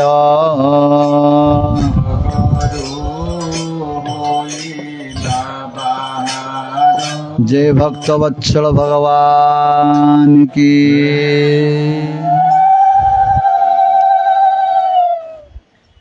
वसुदेव जतले एपरी कहले नंद महाराज मन छनछन हला कौन विपद आसो बोली से नृसिंह भगवान स्मरण करे सांगे सांगे सगड़ बसी बाहरी पड़े। जिते आसुंच गोकुल को आहरी पहुँची नहांती यही समय भितर गोटे घटना घटीगला। कहते सुखदेव हे परीक्षित कंसेन प्रहिता घोरा पूतना बालघातिनी शिशुं चचार निघ्नन्ति ପୁରଗ୍ରାମ ବ୍ରଜ ଆଦିଷୁ। ସେଇ ସମୟରେ କଂସ ଦ୍ୱାରା ପ୍ରେରିତ ହେଇ ଆସିଲା କିଏ? ପୂତନା। ପୂତ ମାନେ କଣ? ପବିତ୍ର। ନା ମାନେ ନାହିଁ। ଯିଏ ପବିତ୍ର ନାହିଁ, ଅପବିତ୍ର, ତାର ଖାଦ୍ୟ ହଉଛି କଣ? ଛୋଟ ଛୋଟ ବାଳକୁ ମାରିକିରି ସେ ଖାଇବ। ଏଇ କଂସ ଦ୍ୱାରା ପ୍ରେରିତ ହୋଇ ସିଏ 10 ଦିନ ଭିତରେ ଯେତେ ସନ୍ତାନ ହେଇଛି ମାରିବାକୁ ଆସିଥିଲା, ଖାଇବାକୁ। କିନ୍ତୁ ଭଗବାନଙ୍କ ଲୀଳା ଶକ୍ତି ଦ୍ୱାରା ପ୍ରେରିତ ହୋଇ ସେ ସିଧା ଆସିଗଲା ଗୋକୁଳକୁ, ନନ୍ଦଗାମକୁ, ଗୋକୁଳକୁ ଆସିଗଲା। ଭଗବାନ କେତେ ବୟସ ହେଇ ସେତେବେଳକୁ? 6 ଦିନ, ଚତୁର୍ଦ୍ଦଶ ଦିନ ଆସେ। ଅଷ୍ଟମୀରେ ଜନ୍ମ ହେଲେ ଭଗବାନ, ଚତୁର୍ଦ୍ଦଶ ଦିନ ଆସିଥିଲା ପୁତନା। 6 ଦିନ ହେଇଛି କୃଷ୍ଣଙ୍କୁ। ସେଇ ସମୟରେ ଯେତେବେଳେ ପୂତନା ଆସିଲା, ଯିଏ ବାଳ ଘାତିନି, ଛୋଟ ଛୋଟ ପିଲାମାନଙ୍କୁ ମାରି ଖାଉଛି, ରକ୍ତ ଖାଉଛି, ଏକଥା ଯେତେବେଳେ ଶୁଣିଲେ ପରୀକ୍ଷିତ ମାର ଛାନିଆ ହେଇଗଲେ। ପରୀକ୍ଷିତ, ହେରେ କ'ଣ ହବ ବର୍ତ୍ତମାନ? ଭଗବାନ 6 ଦିନ ହେଇଛି, କ'ଣ ହବ? ସେ ସୁଖଦେବ କହୁଛନ୍ତି, ନା ନା, ତମେ ଭୟ କରିବାର କିଛି କାରଣ ନାହିଁ। ଆରେ ନ ଯତ୍ର ଶ୍ରବଣ ଆଦିନ ରକ୍ଷ ଜ୍ଞାନୀ ସ୍ୱକର୍ମସୁ। ଯୋଉଠି ଭଗବାନଙ୍କର ନାମ କୀର୍ତ୍ତନ ହଉଛି, ତାଙ୍କର କଥା ଶ୍ରବଣ ହଉଛି, ସେଇଠି ଏଇ ପୂତନା, ଡାକିନୀ, ପିଶାଚିନୀ କିଏ ପ୍ରବେଶ କରିପାରିବେ ନାହିଁ। ଆଉ ଯୋଉଠି ଭଗବାନ ନାମର ଏପରି ମହିମା, ସାକ୍ଷାତ ଭଗବାନ ଯୋଉଠି ଅଛନ୍ତି, ଏଇ ପୂତନା ଦେଇ ତାଙ୍କର କ'ଣ କରିବ? ତମେ କିଛି ଭୟ କରିବାର କିଛି କାରଣ ନାହିଁ। ଯେତେବେଳେ ପୂତନା ଆସି ପହଞ୍ଚିଲା, ସେ କିପରି ଆସିଲା? ସେ ଖେଚରୀ, ସେମାନେ ଆକାଶରେ ଉଡ଼ି, ସେମାନେ ଆସୁରିକ ମେୟ ଦ୍ୱାରା ସବୁ ଜାଣିଛନ୍ତି। ସେମାନେ ଆକାଶରେ ଉଡ଼ି ଉଡ଼ି ସିଏ ଆସିଲା। ଯେପରି ସୂର୍ପଣଖା ଆକାଶରେ ଉଡ଼ି ଆସିଥିଲା, ରାମଙ୍କ ଚରିତ୍ରରେ ଅଛି, ସେହିପରି ପୂତନା ମଧ୍ୟ ଆକାଶରେ ଉଡ଼ି ଉଡ଼ି ଆସି ପହଞ୍ଚିଲା ଏ ନନ୍ଦ ଗୋକୁଳରେ। କିନ୍ତୁ ସେ ତ ରାକ୍ଷାସୀ ଶରୀର, ସେ କିପରି ନନ୍ଦ ପିଲାକୁ, ନନ୍ଦ ପୁତ୍ରକୁ ମାରିବ? ତେଣୁ ସେ ଇଚ୍ଛା କଲା ଗୋଟେ ଗୋପୀ ବେଶ ଧାରଣ କରିବ ବୋଲି। କିନ୍ତୁ ଗୋପୀ ବେଶ ଏତେ ସହଜ ନୁହେଁ, ଗୋପୀ ସ୍ୱରୂପଟା ଏତେ ସହଜ ନୁହେଁ। ସେ ଗୋଟେ ସ୍ତ୍ରୀ ରୂପ ଧାରଣ କଲା। ସୁଖଦେବ ଗୋସ୍ୱାମୀ କହୁଛନ୍ତି, କାମଚାରିଣୀ, ସ୍ୱେଚ୍ଛାଚାରିଣୀ ସ୍ତ୍ରୀ ରୂପ ଧାରଣ କଲା। ଯେ ବେଶ୍ୟା ମାନେ ସୁନ୍ଦର ରୂପ ଧାରଣ କରନ୍ତି, ସେଇପରି ରୂପ ସିନା ହେଲା, ଗୋପୀ ରୂପ ହେଇପାରିଲା ନାହିଁ। ଅତ୍ୟନ୍ତ ବେଶ୍ୟା ମାନେ ଯେପରି ସୁନ୍ଦର ରୂପକୁ ସଜେଇଥାନ୍ତି, ସେପରି ନିଜକୁ ସେ ସଜେଇଛି। ସୁଖଦେବ ଗୋସ୍ୱାମୀ କହୁଛନ୍ତି, କିପରି ତାଙ୍କ ରୂପ? ତାଙ୍କେଶ ବନ୍ଦ ବ୍ୟତିଶକ୍ତ ମଲ୍ଲିକାମ ବ୍ରୋତ ନିତମ୍ବସ୍ତନ କୁଚ୍ଛ୍ରୁ ମଧ୍ୟ ମାମ ସୁବାସମ କମ୍ପିତ କର୍ଣ୍ଣଭୂଷଣମ ପିସା ଉଲ୍ଲସ୍ତ କୁନ୍ତଳ ମଣ୍ଡିତ ଆନନମ। ସୁଖଦେବ କହୁଛନ୍ତି, ସୁବାସମ, ସୁନ୍ଦର ବସ୍ତ୍ର ପରିଧାନ କରିଛି, ଏବଂ କେଶରେ ମଲ୍ଲି ଫୁଲ ଲଗେଇଛି, ଏବଂ କର୍ଣ୍ଣରେ କୁଣ୍ଡଳ ଲଗେଇଛି। ଏଇପରି ନିଜକୁ ସଜେଇ ନିଜର କେଶକୁ କହୁଛନ୍ତି ଯେ କୁନ୍ତଳ ମଣ୍ଡିତମ, କେଶକୁ ସୁନ୍ଦର ଭାବରେ କଳାଫଳା ଲଗେଇକିରି ସାଇଜ କରିଛି। ଏହିପରି ସୁନ୍ଦର ଭାବରେ ସଜେଇ ସେଇ ପୂତନା ଯାଉଛି ନନ୍ଦ ଗୋକୁଳଙ୍କୁ, ନନ୍ଦ ଗୃହକୁ। ଯିବା ସମୟରେ ବଲ୍ଗୁସ୍ମିତ ଅପାଙ୍ଗ ବିସର୍ଗ ଦୀକ୍ଷିତେ, ତାର ଯୋଉ ଯିବା ସମୟରେ କ'ଣ କରୁଛି ନା, ଗୋଟେ ହାତରେ ଗୋଟେ ପଦ୍ମ ଫୁଲ ଧରିଛି, ଗୋଟେ ହାତରେ ପଦ୍ମ ଫୁଲ ଧରିଛି, ବୁଲଉଛି ହାତରେ। ଆଉ ଗୋଟେ ହାତରେ ତାର ବେଣ୍ଡାକୁ ବୁଲଉଛି, ବେଣ୍ଡାକୁ ବୁଲଉଛି ଗୋଟେ ହାତରେ, ଗୋଟେ ହାତରେ ପଦ୍ମ ଫୁଲ ବୁଲଉଛି, ଏବଂ କଟାକ୍ଷ ଚାହାଣୀ ଦ୍ୱାରା ସମସ୍ତ ବ୍ରଜବାସୀ ମାନଙ୍କୁ ମନକୁ ମୋହିତ କରୁଛି। ଯୋଉ ଯାଉଛି ରାସ୍ତାରେ, ଯେତେ ଯୋଉମାନେ ଦେଖିବେ, ଏଇପରି ତାଙ୍କୁ ଚାହୁଁଛି, ସେ ଏଇପରି ହାସ୍ୟ ବଦନରେ ଚାହୁଁଛି, ଚାହିଁ ତାଙ୍କର ମନକୁ ମୋହିତ କରୁଛି। ଏବଂ ପଦ୍ମ ଫୁଲକୁ ହଲଉଛି, ବେଣୀକୁ ହଲେଇ ନାଚି ନାଚି ସେ ଯାଉଛି ନନ୍ଦ ଗୃହକୁ। ଯିବା ସମୟରେ ଏଇ ଯୋଉ ବ୍ରଜବାସୀ ମାନେ ଦେଖୁଛନ୍ତି ଏଇ ପୂତନାକୁ ଯୋଉ ସୁନ୍ଦର ରୂପ ଧରି ଯାଉଛି, ଏମାନେ କ'ଣ ଭାବୁଛନ୍ତି? ଆରେ କ'ଣ ସ୍ୱୟଂ ଲକ୍ଷ୍ମୀ ଆସିଲେ ନା କ'ଣ? ମନେ କରୁଛନ୍ତି ବ୍ରଜବାସୀ ମାନେ, ସ୍ୱୟଂ ଲକ୍ଷ୍ମୀ ଆସିଲେ ଆମ ନନ୍ଦଲାଲକୁ ଦେଖିବା ପାଇଁ, ଲକ୍ଷ୍ମୀ ଆସିଲେ ନା କ'ଣ? ଏତେ ସୁନ୍ଦର ଦେଖାଯାଉଛି। ଏଇଠି ପ୍ରଶ୍ନ ପଚାରୁଛନ୍ତି ଯେ, ଆପଣ ତ କହିଲେ ସ୍ୱେଚ୍ଛାଚାରିଣୀ ସ୍ତ୍ରୀ ରୂପ ଧାରଣ କରିଥିଲା, ଗୋଟେ ବେଶ୍ୟାର ରୂପ, ତା ଲକ୍ଷ୍ମୀ ରୂପରେ କିପରି ଦର୍ଶନ କରୁଛନ୍ତି ବ୍ରଜବାସୀ ମାନେ? ନା, ଏହାର ଉତ୍ତରରେ କୁହାଯାଉଛି जे ब्रजवासी मानकर अंतःकरण एते निर्मल थिला, एते पवित्र थिला, से स्वेच्छाचारी स्त्री मध्य तांको पाखरे लक्ष्मी बोली दर्शन होतला। आमर अंतःकरण उपरे निर्भर, आमर अंतःकरण किपरि पवित्र अछि। जेपरि हलदिया चश्मा लगेले आम हलदिया देखा जीवो, लाल चश्मा लगेले लाल देखा जीवो, सेपरि आमर अंतःकरण जो पवित्र अछि आम पाखरे खराब पन्त भल ही देखा जीवो। अंतःकरण पवित्र थिले गोटे चोर आसिले मध्य आम साधु बोली सम्मान दबा, आ जार अंतःकरण पवित्र नाही साधु आइले मध्य ताकू चोर बोली देखा जीवो। एई ब्रजवासी मानकर अंतःकरण एपरि पवित्र थिला, सी गोटे स्वेच्छाचारी स्त्री रूप गले जीवार मध्य तांको लक्ष्मी बोली दर्शन करथिले एवं समस्ते प्रसन्न होतिले। से जाई नंदगृह प्रवेश कला, भगवान लीलाशक्ति तांको नंदगृह प्रवेश करदेला। जशोदा रोहिणी समस्त अछंती, किए किछि कहू नांती, समस्त लक्ष्मी बोली भाबुछंती। से जाई सीधा जोडी 6 दिनर आमर नंदलाल सहीचंती सेठी पहुंची गला। सुखदेव कहते हे परीक्षित, बाल ग्रह जे बालक मान ग्रह स्वरूप ये पिला मान जे मारिकी खाऊचे, से जाई पहुंची गला नंदलाल पाखरे। किंतु जानिनी ये नंदलाल किए, तांकर की अनंत शक्ति भगवान शक्ति को सी जानिनी, असीम शक्ति को जानिनी। ये भाव साधारण पिला, जेपरी 500 भितर निया अच्छी, तुम 500 बोले हाथ मारदब पुड़ीज तुम हाथ। ये से जानी साधारण पिला मन कर भगवान को। ये कौन कर तार स्तन भितर कौन कालकूट विष लगे, विष लगे ताको क्षीर पियाई मारिदेवी, ए उद्देश्य जाइए पूतना। जेतबले पूतना से पहुंचला कृष्ण पाखरे, सुखदेव कहते विबुध्यताम बालक मारिका ग्रहम चिर अचर आत्मा स निमिलित इक्षण। जो चर अचर परमात्मा भगवान श्रीहरि यही बाल घातिनी पूतना जो से पहुंचला, सुखदेव कहले निमिलित इक्षण, भगवान आखि बंद करदे। जो पूतना से पहुंचला 6 दिन प्रभु श्रीकृष्ण आखि बंद करदेले, आखि मुझीदेले। कहीं आखि मुझीदेले भगवान, तार कारण अनेक आचार्य टीकाकार माने विभिन्न प्रकार कारण कहते, केतटा कारण आम आलोचना करवा।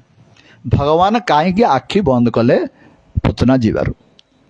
आमर बल्लभाचार्य सुबोधिनी टीकार वर्णना करछन्ती जे एई पूतना होची अविद्या स्वरूप। श्रीकृष्ण को आगे अविद्या रहिबो नाही, नष्ट हो जीवो। आ लीला किपरि हबो अविद्या नष्ट हो गले? तेणु भगवान श्रीकृष्ण आखि बंद करदेले बोली बल्लभाचार्य कहले। आउ केते जन भक्त आचार्य माने कहिसंती जे पूतना होची बाल घातिनी, छोट पिला मन मारिकी खाउची। एपरी जगन्य करथुवा स्त्री रो मुंह देखियो चाहनी, एपरी इच्छा करे भगवान आखे बंद करदेले। ओटी टीकाकार कहले। आउ जन भक्त कहते ये तो पापिनी पुणी विष धरिकी आई मत मारिया पाई, मु तो पापिनी मानकर क्षीर के पीनी, आखि मुझी पिंदी क्षीर आउ जेपरी छोट पिला मान को पिता दि जाए, बापा आखि मुझी पिंदरे कहना छोट पिला मान को पिता न पीले, सेहीपरि मु आखि मुझी क्षीर पीमी आर ये चिंता करी भगवान आखि बंद कले। आउ जन टीकाकार कहते जे भगवान को उदर रे समस्त अच्छा जगत अच्छा, जिते भगवान आज विष पीवा जाऊँगी समस्त भय कले कौन हम आमर, भगवान आखि मुझी कहते तुम किसी व्यवस्था हबार ना, कि भय करार ना, कि तुम असुविधा हम ना। आउ जन टीकाकार कहते भगवान चिंता कले अरे मु तो लीला करने आसिली, माखन मिश्री खाया आसिली, ये मत विष दवाक आईला ए ना ना मु विष खाइबिनी, मु विष दवा भगवान को डाकिबी। ताकू स्मरण कले किए विष खाइले भगवान महादेव। हाँ भगवान आखि मुझिकी महादेव को स्मरण कले, हे महादेव तुम्हें आस, तुम्हें विष खाइब मु क्षीर पीबी। ये आखि मुझी देले बोली केते आचार्य कले टीकाकार कहउचंती। ଆଉ ଜଣେ ଟିକାକାର କହୁଛନ୍ତି ଯେ ଇଏ ବ୍ରଜର ସମସ୍ତ ବାଳକ ମାନଙ୍କୁ ମାରିବା ପାଇଁ ଆସିଥିଲା, କିନ୍ତୁ ଭଗବାନ ଲୀଳା ଶକ୍ତି ଦ୍ୱାରା ସେ କାହାକୁ ମାରିପାରିନି। ଅବଶ୍ୟ ଭଗବାନ ସିଧା ଆସିଛି, କିନ୍ତୁ ମୋର ଭକ୍ତମାନଙ୍କୁ ମାରିବାକୁ ଆସିଥିଲା। ଇଏ ମୋର ଭକ୍ତ ଦ୍ରୋହୀକି ମୁଁ ମୋହ ଚାହିଁବି ନାହିଁ। ଏପରି ଚିନ୍ତା କରି ଭଗବାନ ଆଖି ବୁଝିଦେଲେ। ଆଉ କେତେ କହୁଛନ୍ତି ଯେ ଏଇ ପୂତନା ରାକ୍ଷସୀ, ଯେତେବେଳେ ଭଗବାନଙ୍କ ଦୃଷ୍ଟି ପଡ଼ିଯିବ ଏ ରାକ୍ଷସ ରୂପର ସ୍ରୋତ ଭାରି ପଡ଼ିବ, ସେ ସ୍ତ୍ରୀ ରୂପରେ ଆଇଛି, ରାକ୍ଷସ ରୂପ ଭାରି ପଡ଼ିଲେ ମୋର ମା ଅଛନ୍ତି ଡରିଯିବେ, ଭୟ ପାଇଯିବେ, ତେଣୁ ଆଖି ବୁଝିଦେଲେ। ଆଉ ଜଣେ ଆଚାର୍ଯ୍ୟ କହୁଛନ୍ତି ଯେ ଏ ଜଗତର ପିତା ହେଉଛନ୍ତି ଭଗବାନ, ରାକ୍ଷସ ମାନେ ତାଙ୍କର ସନ୍ତାନ, ଦେବତା ମାନେ ତାଙ୍କର ସନ୍ତାନ। କିନ୍ତୁ ରାକ୍ଷସ ମାନେ ଉଦଣ୍ଡ ହେଉଛନ୍ତି, ଦୁଷ୍ଟାମି କଲେ ଭଗବାନ ତାଙ୍କୁ ଦଣ୍ଡ ଦେଉଛନ୍ତି, ଦଣ୍ଡ ଦେବା ଆବଶ୍ୟକ। ଯେପରି ଆମର ସନ୍ତାନ ଦୁଇଟି ଅଛି, ଗୋଟେ ଦୁଷ୍ଟ ସନ୍ତାନ, ଗୋଟେ ଭଲ ସନ୍ତାନ। ସନ୍ତାନ ଦୁଷ୍ଟ ହେଲେ ବାପା ମା ତାକୁ ପିଟୁଛନ୍ତି ନା, ପ୍ରହାର କରୁଛନ୍ତି, ଦଣ୍ଡ ଦେଉଛନ୍ତି। କିନ୍ତୁ ଦଣ୍ଡ ଦେଲା ପରେ ଭାବୁଛନ୍ତି ମୋ ପିଲାଟା କେତେ ମାଡ଼ ଖାଇଲା ବୋଲି ମନେ ଦୁଃଖ କରୁଛନ୍ତି। ଅବଶ୍ୟ ବାହାରକୁ ପ୍ରକାଶ ନ କଲେ ମଧ୍ୟ ଅନ୍ତର ଭିତରେ ଦୁଃଖ ହେଉଛି ମୋ ପୁଅଟି କେତେ ମାଡ଼ ଖାଇଲା ବୋଲି। ସେହିପରି ଭଗବାନ ମଧ୍ୟ ରାକ୍ଷସ ମାନେ ମଧ୍ୟ ଭଗବାନଙ୍କ ସନ୍ତାନ। ତେଣୁ ଭଗବାନ ଆଜି ତାର ପ୍ରାଣ ନେବେ, ସେ ଉଦଣ୍ଡ ହେଉଛି, ସେ ବିଭିନ୍ନ ଖରାପ କାମ କରୁଛି। ତେଣୁ ତାକୁ ପ୍ରାଣ ନେବା ପୂର୍ବରୁ ଭଗବାନ ମୁଁ କହିଲି ମୋ ଆଖି ମୁଜି ତାର କଷ୍ଟ ମୁଁ ସହ୍ୟ କରିପାରିବି ନାହିଁ, ମୁଁ ଆଖି ମୁଜିକାର ପ୍ରାଣ ନେଇଯିବି। ଏଇଥିପାଇଁ ଆଖି ମୁଜିଦେଲେ ବୋଲି କେତେ ଆଚାର୍ଯ୍ୟ ଟୀକାକାର କହୁଛନ୍ତି। ଆଉ ଜଣେ ଟୀକାକାର କହୁଛନ୍ତି ଯେ ଭଗବାନ ଭାବିଲେ ଇଏ କଣ ପୁଣ୍ୟକର୍ମ କରିଥିଲା ଯେ ଆଜି ମୋ ପାଖକୁ ଆସିବାର ତାର ସୌଭାଗ୍ୟ ଲାଭ ହେଲା, ଏ ପୂର୍ବଜନ୍ମରେ କଣ କରିଥିଲା। ଏଇପରି ଚିନ୍ତା କରି ଭଗବାନ ଦେଖିଲେ ଇଏ କଣ ଥିଲା, ପୂର୍ବଜନ୍ମରେ ବଳି ମହାରାଜଙ୍କର ଝିଅ ଥିଲା। ଯୋଉ ବାମନ ଅବତାର ଆମେ ଆଲୋଚନା କରୁଥିଲେ, ବଳି ମହାରାଜଙ୍କ ଝିଅ ରତ୍ନମାଳା ଥିଲା, ରତ୍ନମାଳା ଥିଲା। ଯେତେବେଳେ ବାମନ ଭଗବାନ ଗଲେ, ସୁନ୍ଦର ସ୍ୱରୂପ ବାମନ ଭଗବାନଙ୍କର, ଏହା ଦେଖି ରତ୍ନମାଳା ମନେ ମନେ ଭାବିଲା, ଆହା କେତେ ସୁନ୍ଦର ପିଲାଟି, ଇଏ ଯଦି ମୋର ପୁଅ ହେଇଥାନ୍ତା ନା ତାକୁ ମୁଁ ସ୍ତନ୍ୟପାନ କରେଇଥାନ୍ତି। ଭଗବାନ କହିଲେ ମନ ମନେ, ଅନ୍ତର୍ଯାମୀ ପ୍ରଭୁ ବାମନ ମନ ମନେ କହିଲେ ତଥାସ୍ତୁ, ତୋ ଇଚ୍ଛା ପୂର୍ଣ୍ଣ ହବ। ତାପରେ ଯେତେବେଳେ ବାମନରୁ ତ୍ରିବିକ୍ରମ ରୂପ ଧାରଣ କଲେ ଭଗବାନ, ସମସ୍ତେ କିଛି ତାଙ୍କ ବାପାଙ୍କର ନେଇଗଲେ, ରତ୍ନମାଳା ରାଗିଗଲା, ଏଇପରି ପୁଅ ଯେ ମତେ ବିଷ ଦେଇ ମାରିଛନ୍ତି ବୋଲି ଭଗବାନ କହିଲେ ତଥାସ୍ତୁ, ତ ଦିଟା ଇଚ୍ଛା ପୂର୍ଣ୍ଣ ହବ। ତେଣୁ ସେ ହିଁ ପୁତନା ରୂପରେ ଆସିଛି, ସେ ସ୍ତନ୍ୟପାନ କରୁଛି, ବିଷ ମଧ୍ୟ ଦେବାକୁ ଯାଉଛି। ବର୍ତ୍ତମାନ ଯେତେବେଳେ ଏଇ ବିଷ ଯୋଉ ଅଛି ସ୍ତନ୍ୟରେ ଭଗବାନଙ୍କୁ ସେ ଧରୁଛି, ସେ ଜାଣିନି ଇଏ କିଏ। ଯେପରି ଆମେ ଦୌଡ଼ିକି ସର୍ପ ବୁଦ୍ଧି କରୁଛେ, ଦୌଡ଼ି ପଡ଼ିଲେ ସର୍ପ ଭଳିଆ ଦୁଶୁଛି, କିନ୍ତୁ ସର୍ପକୁ ଯେ ଦୌଡ଼ି ବୁଦ୍ଧି କରିବା କଣ ହବ, ମରିବା ନା ନାହିଁ। ଠିକ ସେଇପରି ଇଏ ଜାଣିନି ଭଗବାନଙ୍କୁ କେତେ ତାଙ୍କର ଶକ୍ତି। ଇଏ ସାଧାରଣ ପିଲା ଭଳି ଭଗବାନଙ୍କୁ ଧରି ତାଙ୍କର ବର୍ତ୍ତମାନ କ୍ଷୀର ପିଆଉଛି, ତାଙ୍କ ସ୍ତନ୍ୟକୁ ଭଗବାନଙ୍କ ପାଟି ଭିତରେ ଯେତେବେଳେ ପ୍ରବେଶ କରାଇଲା, ସେତେବେଳେ ଭଗବାନ କଣ କଲେ, ସୁଖଦେବ କହୁଛନ୍ତି ତସ୍ମିନ୍ ସ୍ତନମ୍ ଦୁର୍ଯ୍ୟ ବୀର୍ଯ୍ୟମ୍ ଉଲ୍ବଣମ୍ ଘୋରା ଅଙ୍କମ୍ ଆଦାୟ ଶିଶୁ ଦଦౌ ଅଥ ଗାଢ଼ଂ କରାଭ୍ୟಂ ଭଗବାନ ପ୍ରିପୀଡ୍ୟ ତତ ପ୍ରାଣୀ ସମମ୍ ରୋଷ ସମନ୍විତ ଅପିବତ୍। ଯେତେବେଳେ ତାର ସ୍ତନକୁ ଭଗବାନ ମୁଖରେ ପ୍ରବେଶ କରାଇଲା, ସେ ଭଗବାନ କଣ କଲେ, ଗାଢ଼ಂ କରାଭ୍ୟମ୍, ତାଙ୍କର ସ୍ତନଟାକୁ ଭଗବାନ ଅତି ଜୋରରେ ଚିପିକି ଧରିଲେ, ଧରି ତାର କ୍ଷୀର ସହିତ ପ୍ରାଣକୁ ତାଙ୍କର ଝିକିବାକୁ ଭଗବାନ ଲାଗିଲେ। କ୍ଷୀର ପିଇବା ସଙ୍ଗେ ସଙ୍ଗେ ତାର ପ୍ରାଣକୁ ମଧ୍ୟ ଝିକୁଛନ୍ତି। ଅତି ଜୋରରେ କାହିଁକି ଚିପି ଧରିଲେ, ତାର କହୁଛନ୍ତି ଟୀକାକାର ମାନେ, ଯେପରି କୌଣସି ଆମର ଗୋଟେ ବଥ ହେଇଯାଇଛି ଗାଣ୍ଡି ଫୁଡିଆରେ, ବା ଗୋଟେ ବଡ ଗୋଟେ ଘା ହେଇଗଲା, ରକ୍ତ ପୁଜ ପାଣି ହେଇଯାଇଛି, ଆମେ କଣ କଲେ, ଡକ୍ଟର ପାଖକୁ ଗଲେ, ଡକ୍ଟର କଣ କହିବ, ସିପଟ ଅନା ବୋଲି କହିବ, ତାକୁ ଜୋରରେ ପ୍ରେସ୍ କରିବ, ପ୍ରେସ୍ କଲେ ପୂଜପାଣି ବାହାରକୁ ଆଇଲେ ହିଁ କମିବ, ନହେଲେ ସେ ରୋଗ ଘା କମିବ ନାହିଁ। ଏପଟେ ପ୍ରେସ୍ କରିଦେବ, ଚିପିକି ଧରିବ, ପୂଜପାଣି ବାହାରି ପଡ଼ିବ, ତାପରେ ଔଷଧ ଦେଲେ ରୋଗ କମିଯିବ। ଭଗବାନ ଏଥିପାଇଁ ତାକୁ ଗାଢ଼ ସହିତ ଧରିଲେ, ତାର ସମସ୍ତ ପାପକୁ ଟାଣି ଆଣୁଛନ୍ତି ଭଗବାନ। ଯେତେ ପାପ ସେ କରିଛି, ସେ ପାପ ସହିତ ତାର ପ୍ରାଣକୁ ବର୍ତ୍ତମାନ ଭଗବାନ ଝିକୁଛନ୍ତି କ୍ଷୀର ପିଇବା ଦ୍ୱାରା। ଯେତେବେଳେ ସେ ପ୍ରାଣକୁ ଝିକିଲେ ଭଗବାନ, କଣ ତାର ଅବସ୍ଥା ହେଲା? ସା ମୁଞ୍ଚ ମୁଞ୍ଚ ଅଳମ୍ ଇତି ପ୍ରଭାସିଣୀ ନିଷ୍ପିଡ୍ୟମାନ ଅଖିଳ ଜୀବୋ ମର୍ମିଣୀ ବିବୃତ୍ୟ ନେତ୍ରେ ଚରଣ ଭୁଜ ମୁହୁ ପ୍ରସ୍ମିନ୍ ଗାତ୍ରା କ୍ଷିପିତ ରୁରୁଦହ। ଯେତେବେଳେ ପ୍ରାଣକୁ ଝିକିଲେ ଭଗବାନ, ସେ ସମୟରେ ତାର ମର୍ମସ୍ଥାନ ସବୁ କଷ୍ଟ ହେଲା, ଯନ୍ତ୍ରଣା ହେଲା, ଆଖି ଡଳା ଲଉଟି ପଡ଼ିଲା, ହାତ ଗୋଡ଼କୁ ଛିଟପିଟି କରିବାକୁ ଲାଗିଲା, ଦେହରୁ ଝାଳ ବାହାରି ପଡ଼ିଲା, କହିଲା ମୁଞ୍ଚ ମୁଞ୍ଚ, ଛାଡ଼ରେ ଛାଡ଼ରେ, ଛାଡ଼େ ଛାଡ଼େ ବୋଲି କହୁଛନ୍ତି। ଆଉ ଭଗବାନ ମନ ମନେ କହୁଛନ୍ତି, ମାଉସୀ ମୁଁ କାହାକୁ ଏତେ ସହଜରେ ଗ୍ରହଣ କରେ ନାହିଁ, ଯାହାକୁ ଗ୍ରହଣ କରେ ତାର କଲ୍ୟାଣ ହେଲା ପର୍ଯ୍ୟନ୍ତ ତାକୁ ଛାଡ଼େ ନାହିଁ।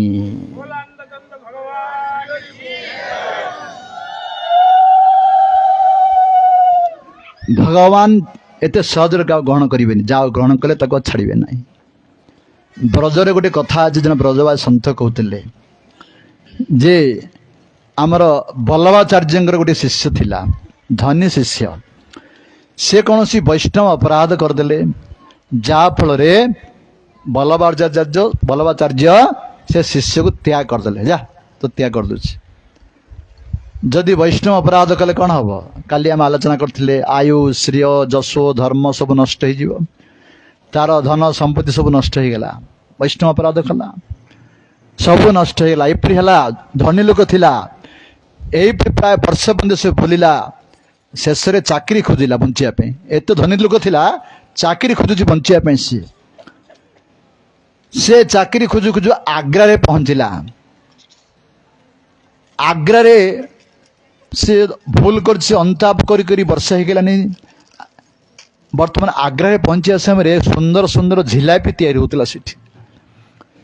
ସେ ଗୁରୁଦେବଙ୍କର ଯେଉଁ ବିଗ୍ରହ ଅଛନ୍ତି ଗୋବର୍ଦ୍ଧନନାଥ, ଗୋବର୍ଦ୍ଧନରେ, ସେ ମନେ ମନେ ପ୍ରଭୁଙ୍କୁ ଡାକିଲା, ପ୍ରଭୁ ମୁଁ ତ ଅପରାଧୀ, କିନ୍ତୁ ଆପଣ ତ କରୁଣାମୟ ନା, ମୋତେ କୃପା କରିବେ ନାହିଁ। ମୋର ଯୋଗ୍ୟତା ନାହିଁ, ତଥାପି ଏ ଝିଲାପିକି ମୁଁ ଆପଣଙ୍କୁ ଦେବାକୁ ଚାହୁଁଛି, ଆପଣ କୃପା କରି ଗ୍ରହଣ କରନ୍ତୁ।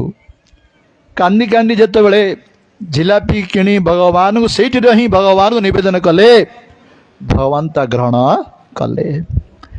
ଯେତେବେଳେ ତାଙ୍କ ଗୁରୁଦେବ ବଲ୍ଲଭାଚାର୍ଯ୍ୟ ମନ୍ଦିର ଖୋଲିଲେ, ଦେଖିଲେ ଭଗବାନଙ୍କ ହାତରେ, ଗୋବର୍ଦ୍ଧନନାଥଙ୍କ ହାତରେ ଝିଲାପି ଅଛି। ଗୁରୁଦେବ ପଚାରିଲେ, ବଲ୍ଲଭାଚାର୍ଯ୍ୟ ଜୟ ଜୟ ପ୍ରଭୁ, ଆପଣଙ୍କ ହାତରେ ଝିଲାପି କୁଆଡ଼େ ହେଲା? ଆଜି ତ ଆମର ରୋଷେଇରେ ଝିଲାପି ତିଆରି ହେଇନାହିଁ, ବାହାର ଜିନିଷ ତ କୌଣସି ଏଠି ଭୋଗ ହେଉନାହିଁ, ଆପଣ କିପରି ଝିଲାପି ହାତରେ ଧରିଲେ? ସେତେବେଳେ ପ୍ରଭୁ କହିଲେ, ବଲ୍ଲଭାଚାର୍ଯ୍ୟ, ତୋର ଅମୁକ ଶିଷ୍ୟ ତୁ ଯାହାକୁ ତ୍ୟାଗ କରିଦେଇଥିଲୁ, ସିଏ ମୋତେ ବଡ଼ ଭାବରେ ପ୍ରେମରେ ଝିଲାପି ଦେଲେ, ତେଣୁ ମୁଁ ଗ୍ରହଣ କଲି। ସେତେବେଳେ ବଲ୍ଲଭାଚାର୍ଯ୍ୟ ମନ ଭିତରେ ପ୍ରସନ୍ନ ହେଲେ, ଯାହା ହଉ ମୁଁ ସିନା ପରିତ୍ୟାଗ କରିଦେଇଥିଲି, କିନ୍ତୁ ପ୍ରଭୁ ତାଙ୍କୁ ଗ୍ରହଣ କରିଛନ୍ତି। ମନ ଭିତରେ ପ୍ରସନ୍ନ ହେଲେ, କିନ୍ତୁ ବାହାରକୁ କହିଲେ, ପ୍ରଭୁ ମୁଁ ତାକୁ ତ୍ୟାଗ କରିଥିଲି, ଆପଣ କାହିଁକି ତାକୁ ଗ୍ରହଣ କଲେ ତା ପ୍ରସାଦ? ସେତେବେଳେ ଭଗବାନ କହିଲେ, ହେ ଆଚାର୍ଯ୍ୟ, ତୁମେ ସମର୍ଥ, ଶିଷ୍ୟର ମଙ୍ଗଳ ପାଇଁ ତୁମେ ତାକୁ ଗ୍ରହଣ କରିପାରିବ, ତୁମେ ପରିତ୍ୟାଗ କରିପାରିବ, ସବୁକିଛି ତୁମେ କରିପାରିବ, କିନ୍ତୁ ମୋର ସେ ସମର୍ଥ ନାହିଁ। ମୁଁ ଯାହାକୁ ଥରେ ଗ୍ରହଣ କଲି ତାକୁ ପରିତ୍ୟାଗ କରିପାରିବି ନାହିଁ।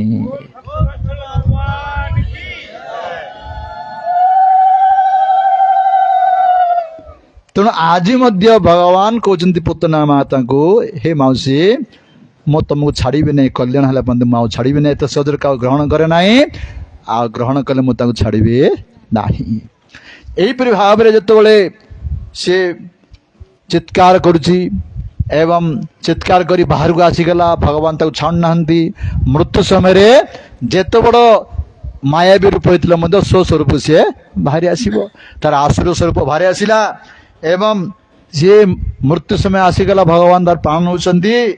ଏତେ ବଡ଼ ଚିତ୍କାର କଲା ଯେ ପୃଥିବୀ ଗ୍ରହ ଅନ୍ତରିକ୍ଷ ସବୁ ପ୍ରକମ୍ପିତ ହେବାକୁ ଲାଗିଲା। ବଜ୍ରପାତ ହେଲା ଭଳି ଏହିପରି ଶବ୍ଦ ହେଲା। ଅନେକ ଲୋକ ଠିଆ ହେଇଥିଲେ, ପଡ଼ିଗଲେ। ସେ ଯାଇ ବର୍ତ୍ତମାନ ଗୋଟେ ବଗିଚା ଥିଲା ଆଗ କୂଳରେ, ସେ ବଗିଚା ଉପରେ ଯାଇ ପଡ଼ିଗଲା। ପଡ଼ି ଦି ହାତ ଗୋଡ଼ ଛାଡ଼ିକିରି ପ୍ରାଣ ତାର ପଳେଇଗଲା, ମୃତ୍ୟୁବରଣ କଲା। ଯେତେବେଳେ ପୁତନା ମୃତ୍ୟୁବରଣ କଲା, ଶୁକଦେବ କହୁଛନ୍ତି ପତମାନ ଅପି ତଦେହ ତ୍ରିଗୁପତି ଅନ୍ତର ଦ୍ରୁମାନ ଶୂନ୍ୟାମ ଆସ ରାଜେନ୍ଦ୍ର ମହତ୍ ଆସିତ ତତ୍ ଅଦ୍ଭୁତମ। ତ୍ରିଗୁପତି ବୋଲି କହିଲେ, ଗୁପତି ମାନେ ଦୁଇ କୋଷ, ଗୋଟେ ଗୁବିତକୁ ଦୁଇ କୋଷ ବୋଲି କୁହାଯାଉଛି। ତ୍ରିଗୁପତି ମାନେ 6 କୋଷ। 6 କୋଷ ଅର୍ଥ କେତେ କିଲୋମିଟର? 18 କିଲୋମିଟର। এইଠୁ କାଠୁ ଅଧିକ ହବ ବୋଧେ ନା କ'ଣ?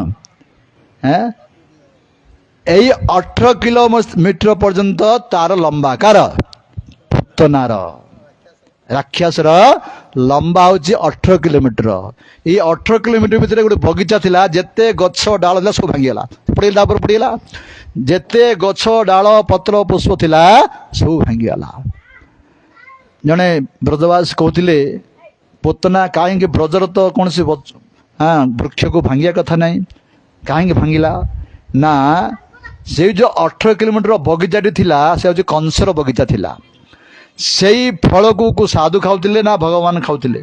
ତେଣୁ ଭଗବାନ ଜାଣି ଜାଣି ସେଇ ବଗିଚା ଉପରେ ପୁତନାକୁ ପକେଇଦେଲେ, ଯାହାଫଳରେ ସେ ବଗିଚାର ସବୁ ଗଛ ସବୁ ଭାଙ୍ଗିଗଲା। 18 କିଲୋମିଟର ପର୍ଯ୍ୟନ୍ତ ତାର ଲମ୍ବା ହେଲେ ତାର ହାତ କେଡ଼େ ହେଇଥିବ, ତାର ପେଟ କେଡ଼େ ହେଇଥିବ, ତାର ମୁଖ କେତେ ହେଇଥିବ ଦେଖ। କହୁଛନ୍ତି ସୁଗତ ଗୋସ୍ୱାମୀ ତାର ଦାନ୍ତ ଗୁଡ଼ିକ ସବୁ ଲଙ୍ଗଳ ଲୁହା ଭଳି, ପୁତନାର ଦାନ୍ତ ଗୁଡ଼ିକ ଲଙ୍ଗଳ ଲୁହା ଭଳି, ନାସା ରନ୍ଧ୍ର ଦୁଇଟି ପର୍ବତର ଗୁହା ଭଳି ଏବଂ କେଶ ରାଶି ଗୁଡ଼ିକ ତାମ୍ର ବର୍ଣ୍ଣ ଥିଲା, ଆଖି ଦୁଇଟା ଅନ୍ଧକୂପ ଭଳି, ଏଇପରି ତାର ଶରୀର। ଆଉ ସେଇ ଶରୀର ଉପରେ ଏଇ 6 ଦିନର ବାଳକ ଖେଳୁଛନ୍ତି। ସେ ପ୍ରଭୁ ତାର ବକ୍ଷସ୍ଥଳ ବସିକିରି ଖେଳୁଛନ୍ତି।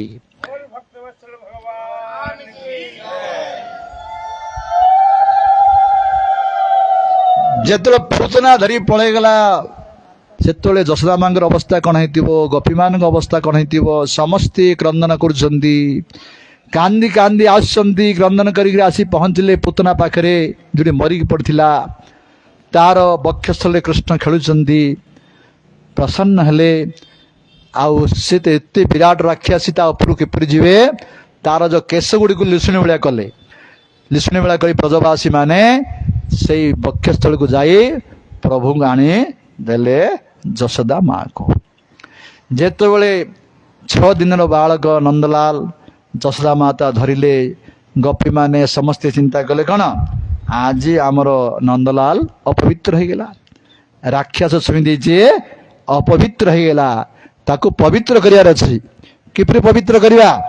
ସୁଖଦେବ କହିଲେ ଗୋମୂତ୍ରେଣ ସ୍ନାପୟିତ୍ୱା ପୁନଃ ଗୋରଜୋ ଅର୍ଭକମ୍ ରକ୍ଷାଂ ଚକ୍ରୁଚ ସକୃତା ଦ୍ୱାଦଶ ଅଙ୍ଗେଶୁ ନାମଭି।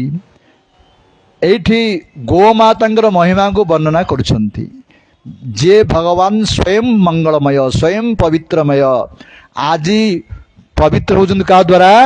ଗୋପୀମାନେ ଗୋମୂତ୍ର ଦ୍ୱାରା ସ୍ନାନ କରାଇଲେ ପ୍ରଭୁଙ୍କୁ, ଗୋ ଲାଙ୍ଗୁଡ଼ରେ ଝାଡ଼ିଲେ, ଗୋ ଧୂଳି ଲଗେଇଲେ, ଗୋ ଧୂଳି ଲଗେଇ ତାଙ୍କୁ ପବିତ୍ର କଲେ। ଦେଖନ୍ତୁ ଗୋମାତାଙ୍କର କେତେ ପବିତ୍ରତା। ଆଜି ଭଗବାନ ମଧ୍ୟ ସେ ପବିତ୍ର କରୁଛନ୍ତି। ଗୋମାତା ଏପରି ପବିତ୍ରତା। ତେଣୁ ଗୋମାତା ଭଗବାନଙ୍କ ସ୍ୱରୂପ ହେଇଥାଏ, ଭଗବାନଙ୍କର ଇଷ୍ଟ ଅଟନ୍ତି। ଗୋମାତାଙ୍କୁ କେବେ ହେଲେ କଷ୍ଟ ଦେବା ଉଚିତ ନୁହେଁ। ଏହିପରି ଭାବରେ ପ୍ରଭୁଙ୍କୁ ସ୍ନାନ କରାଇଦେଲେ। ସ୍ନାନ କଲା ପରେ ପୁଅଟାର ଦେହ ଭଲ ଅଛି ନା ନାହିଁ କିପରି ଜାଣିବ?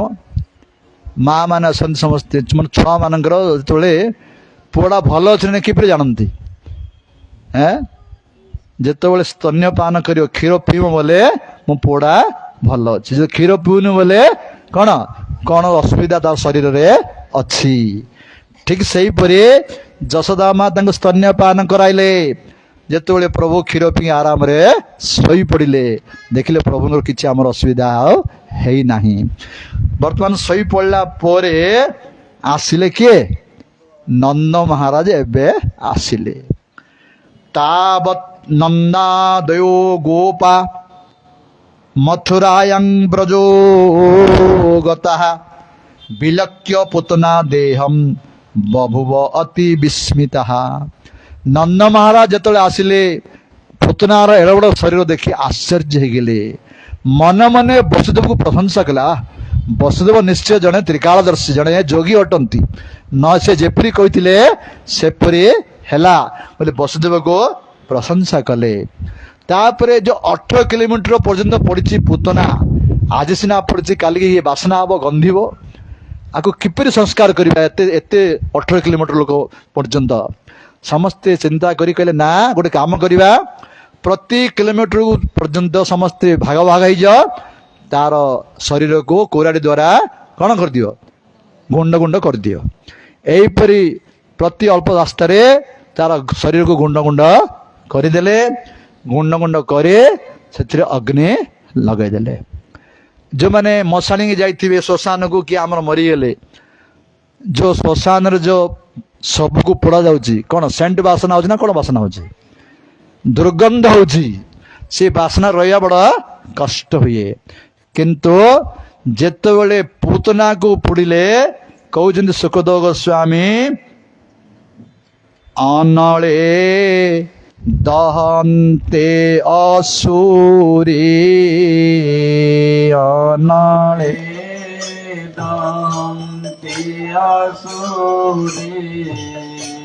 ଗନ୍ଧ ପ୍ରସରଇ କସ୍ତୁରୀ,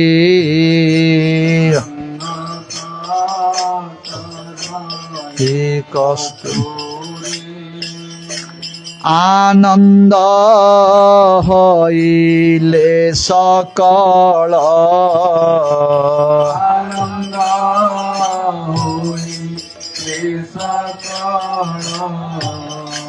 ଗନ୍ଧ ଆମଦେ ଦିଗପୁର,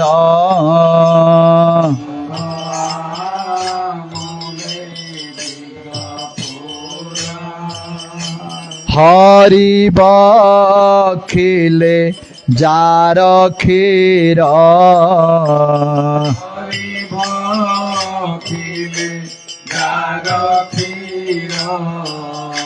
ସୁଗନ୍ଧ କେତକ ମାତର,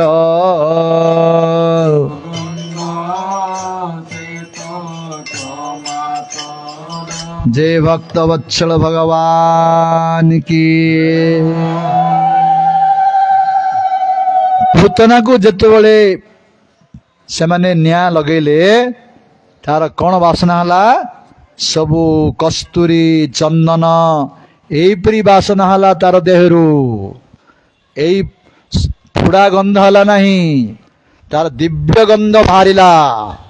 ସାରା ବ୍ରଜରେ ଚମକି ଗଲା ସେଇ ବାସନା। କାହିଁକି?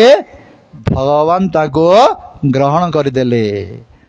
ତାଙ୍କୁ ଭଗବାନ ଭଳି ଦୟାଳୁ କିଏ? ଉଦ୍ଧବ କହିଛନ୍ତି ତୃତୀୟ ସ୍କନ୍ଧରେ, ଓହୋ ବକିୟಂ ସ୍ତନ କାଳ କୂଟମ୍ ଜିଗାଂସୟା ଅପୟାଦ ଅପି ଅସାଧ୍ୟି ଲେଭେ ଗତିମ୍ ଧାତୃଚିତ୍ରା ତତନ୍ୟା କମ୍ବା ଦୟାଳୁ ଶରଣଂ ବ୍ରଜମେ। ଆହା, ଓହୋ ବକିଂ, ବକାସୁର ଭଉଣୀ ବକି ପୁତନା, ଯିଏକି ତାର ସ୍ତନରେ କାଳକୂଟ ଧରି, ଏଇ ବିଷ ଧରି ଆସିଥିଲା, ଭଗବାନଙ୍କୁ ସ୍ତନ ପିଆଇ ତାଙ୍କୁ ଭଗବାନଙ୍କୁ ମାରିଦେଇ ବୋଲି। କିନ୍ତୁ ଭଗବାନ କେତେ ଦୟାଳୁ, କେତେ କୃପାଳୁ, ତାର ଏଇ ଦୋଷକୁ ଦେଖିଲେ ନାହିଁ, ତାର ଗୁଣକୁ ଦେଖିଲେ। ସିଏ ମାର କାମ କରିବାକୁ ଆସିଛି। ମା ଯେପରି ସ୍ତନପାନ କରାଏ, ସେଇପରି ସିଏ ମତେ ସ୍ତନପାନ କରିବାକୁ ଆସିଛି। ପ୍ରଭୁ ଏହା ଚିନ୍ତା କରି ତାର ଦୋଷକୁ ନ ଦେଖି ତାକୁ ଧାତ୍ରୀ ଗତି ଦେଇଥିଲେ, ଧାଇମାନ ଗତି ପ୍ରଦାନ କଲେ। ଯେ ଭକ୍ତ ବତ୍ସଳ ଭଗବାନ କି ଏପରି ଦୟାଳୁ ପ୍ରଭୁ କିଏ ଅଛି? ତେଣୁ ସୁଖଦେବ କହୁଛନ୍ତି, ପୂତନା ଲୋକ ବାଲାଗ୍ନି, ଯୋଉ ପୂତନା କି ପିଲାମାନଙ୍କୁ ମାରି ରକ୍ତ ଖାଉଥିଲା, ପିଲାମାନେ ରକ୍ତ ପିଉଥିଲା, ସେ ଭଗବାନଙ୍କୁ ମାରିଦେବାକୁ ଆସିଥିଲା, କିନ୍ତୁ ପ୍ରଭୁ ତାକୁ ଚିନ୍ମୟ ଗତି ପ୍ରଦାନ କଲେ। ଆଉ ଯୋଉମାନେ କିଂ ପୁନଃ ଶ୍ରଦ୍ଧୟା ଭକ୍ତ୍ୟା କୃଷ୍ଣାୟ ପରମାତ୍ମନେ ଯଚନ୍ ପ୍ରିୟତମ କିନ୍ନ ଭକ୍ତ୍ୟା ତେ ମାତରଂ ଯଥା, ଯଦି ତୁମେ ଶ୍ରଦ୍ଧାର ସହିତ ତାଙ୍କୁ ପୁଅ ବୋଲି ଭାବିବ, ଭକ୍ତିର ସହିତ ତାଙ୍କୁ ପୁଅ ବୋଲି ଭାବିବ, ଭଗବାନଙ୍କ ସେବା କରିବ, ତାହେଲେ ପ୍ରଭୁ ତୁମକୁ କଣ ଗତି ନ ଦେବେ?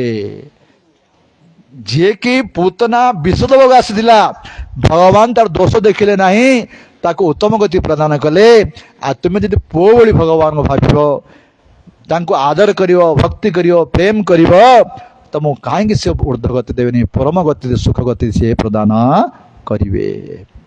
ତେଣୁ ହେ ପରୀକ୍ଷିତ, ଯୋଉମାନେ ଏଇ ପୂତନାଙ୍କର ଚରିତ୍ରକୁ ଯୋଉମାନେ ଶ୍ରଦ୍ଧାର ସହ ଶ୍ରବଣ କରିବେ, କହୁଛନ୍ତି ନା ଗୋବିନ୍ଦେ ଲଭତେ ରତିମ୍, ତାର ଭଗବାନ ପ୍ରତି ନିଶ୍ଚୟ ଲତି ଲାଭ ହବ।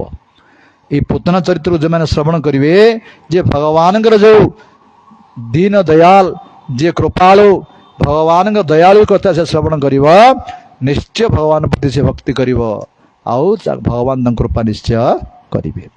ଏଇପରି ଭାବରେ ପୂତନା ମୋକ୍ଷ ଲୀଳା ଯେତେବେଳେ ସୁଖଦେବ ଗୋସ୍ୱାମୀ କହିଲେ, ସେତେବେଳେ ପରୀକ୍ଷିତ ଭଗବାନଙ୍କ ଲୀଳା ଚରିତ୍ର ଶ୍ରବଣ କରି ସେ ପରମ ଆନନ୍ଦ ଲାଭ କରୁଛନ୍ତି, ପରମ ସୁଖ ଲାଭ କରୁଛନ୍ତି। କହୁଛନ୍ତି, ହେ ମହାରାଜ କୁହନ୍ତୁ, ଆହୁରି କେତେ ଚରିତ୍ର ଅଛି ପ୍ରଭୁଙ୍କର, ମତେ କୁହନ୍ତୁ। ସେତେବେଳେ କହିଲେ, କଣ ତମେ ଶ୍ରବଣ କରି ଅନୁଭବ କରୁଛ କୁହ? ସେତେବେଳେ କଣ ଅନୁଭବ କରୁଛନ୍ତି ପରୀକ୍ଷିତ ମହାରାଜ କହୁଛନ୍ତି, ଲୀଳା ଚରିତ୍ର ଶୁଣିକିରି କଣ ଅନୁଭବ କରୁଛନ୍ତି? କହୁଛନ୍ତି ପରୀକ୍ଷିତ ମହାରାଜ, କଣ? ଯଶୃନ୍ମୁତ ଅପୈତି ଅରତି ବିତୃଷ୍ଣା ସତ୍ପଞ୍ଚ ଶୁଦ୍ଧେତି ଅଚିରେଣ ପୁଂସଃ ଭକ୍ତିର୍ ହରౌ ତତ୍ପୁରୁଷୋଚ ସଖ୍ୟಂ ତଦେବ ହାରಂ ବଦମନ୍ୟସେ ଯତ୍। ଭଗବାନଙ୍କର ଲୀଳା ଚରିତ୍ର ଶ୍ରବଣ କଲେ ଚାରିଟା ଲାଭ କଥା କହୁଛନ୍ତି ପରୀକ୍ଷିତ। କଣ? ଯଶୃଣ୍ଣୁତୁ ଅପୈତି ଅରତି ବିତୃଷ୍ଣା, ଏଇ ଯୋଉ ସଂସାର ପ୍ରତି, ଭୋଗ ପ୍ରତି, ବିଷୟ ପ୍ରତି ଯୋଉ ଆମର ତୃଷ୍ଣା ହେଇଛି, ଆ ପ୍ରତି ବିତୃଷ୍ଣା ଆସିବ। ଯୋଉ ଏ ସଂସାର ବିଷୟ ଆମକୁ ଆସକ୍ତି ହେବା ଯୋଗୁଁ ଆମ ସଂସାର ଭିତରେ ଭ୍ରମଣ କରିବାକୁ ପଡୁଛି, ଦୁଃଖ ପାଇବାକୁ ପଡୁଛି, ଏଇ ଭଗବାନ ଲୀଳା ଚରିତ୍ର ଶ୍ରବଣ କଲେ ଏ ତମ ସଂସାର ଭଲ ଲାଗିବ ନାହିଁ। ଏ ବିଷୟ ସଂସାର ଭୋଗ, ତାପରେ ତମର ବୈରାଗ୍ୟ ଆସିବ, ବିତୃଷ୍ଣା ଭାବ ଆସିବ, ଏ ଭଗବାନ ଚରିତ୍ର ଶ୍ରବଣ କଲେ। ପ୍ରଥମ ଲାଭ। ଦ୍ୱିତୀୟ ଲାଭ କଣ? ସତ୍ପଞ୍ଚ ଶୁଦ୍ଧ୍ୟନ୍ତି ଅଚିରେଣ ପୁଂସା। ଅଚିରଣ ମାନେ, ଚିରଣ ମାନେ ଅନେକ ସମୟ, ଅଚିରଣ ମାନେ ଅତି ଶୀଘ୍ର। ଅତି ଶୀଘ୍ର ତମର ଅନ୍ତଃକରଣ ଶୁଦ୍ଧ ହେଇଯିବ। ଏଇ ଭଗବାନ ଲୀଳା ଚରିତ୍ରକୁ ଯଦି ତୁମେ ଶ୍ରଦ୍ଧାର ସହିତ ଶ୍ରବଣ କରିବ, ଅତି ଶୀଘ୍ର ତମର ଅନ୍ତଃକରଣ ଶୁଦ୍ଧ ହେଇଯିବ, ପବିତ୍ର ହେଇଯିବ। ଏ ଦ୍ୱିତୀୟ ଲାଭ। ତୃତୀୟ ଲାଭ କଣ? ଭକ୍ତିରି ହରଉ, ଭଗବାନ ପ୍ରତି ଭକ୍ତି ଜାଗ୍ରତ ହବ, ପ୍ରେମ ଜାଗ୍ରତ ହବ। ଆଉ ଚତୁର୍ଥ ଲାଭ ହଉଛି ତତ୍ପୁରୁଷୋଚ ସଖ୍ୟମ୍, ଭଗବାନଙ୍କର ଭକ୍ତ ମାନଙ୍କ ପ୍ରତି ସଖ୍ୟ ଭାବ ହବ। ଏବେ ପର୍ଯ୍ୟନ୍ତ ସଂସାର ଲୋକମାନଙ୍କ ପ୍ରତି ସଖ୍ୟ ଭାବ ଥିଲା, ଭଗବାନ ଚରିତ୍ର ଶ୍ରବଣ କଲେ ଭକ୍ତ ମାନଙ୍କ ପ୍ରତି ତମର ସଖ୍ୟ ଭାବ ହବ। ଚାରିଟି ଲାଭ। ପ୍ରଥମ ଲାଭ ହେଲା ସଂସାର ପ୍ରତି ବୈରାଗ୍ୟ ଆସିବ। ଦ୍ୱିତୀୟ ଲାଭ ହେଲା ଅନ୍ତଃକରଣ ଅତି ଚଞ୍ଚଳ ପବିତ୍ର ହେଇଯିବ। ତୃତୀୟ ଲାଭ ହେଲା ଭଗବାନ ପ୍ରତି ଭକ୍ତି ଜାଗ୍ରତ ହବ। ଚତୁର୍ଥ ଲାଭ ହେଲା ଭକ୍ତ ମାନ ପ୍ରତି ମିତ୍ରତା ଭାବ ଆସିବ। ଚାରିଟି ଲାଭ ହବ ଏ ଭଗବାନ କଥା ଶ୍ରବଣ କଲେ।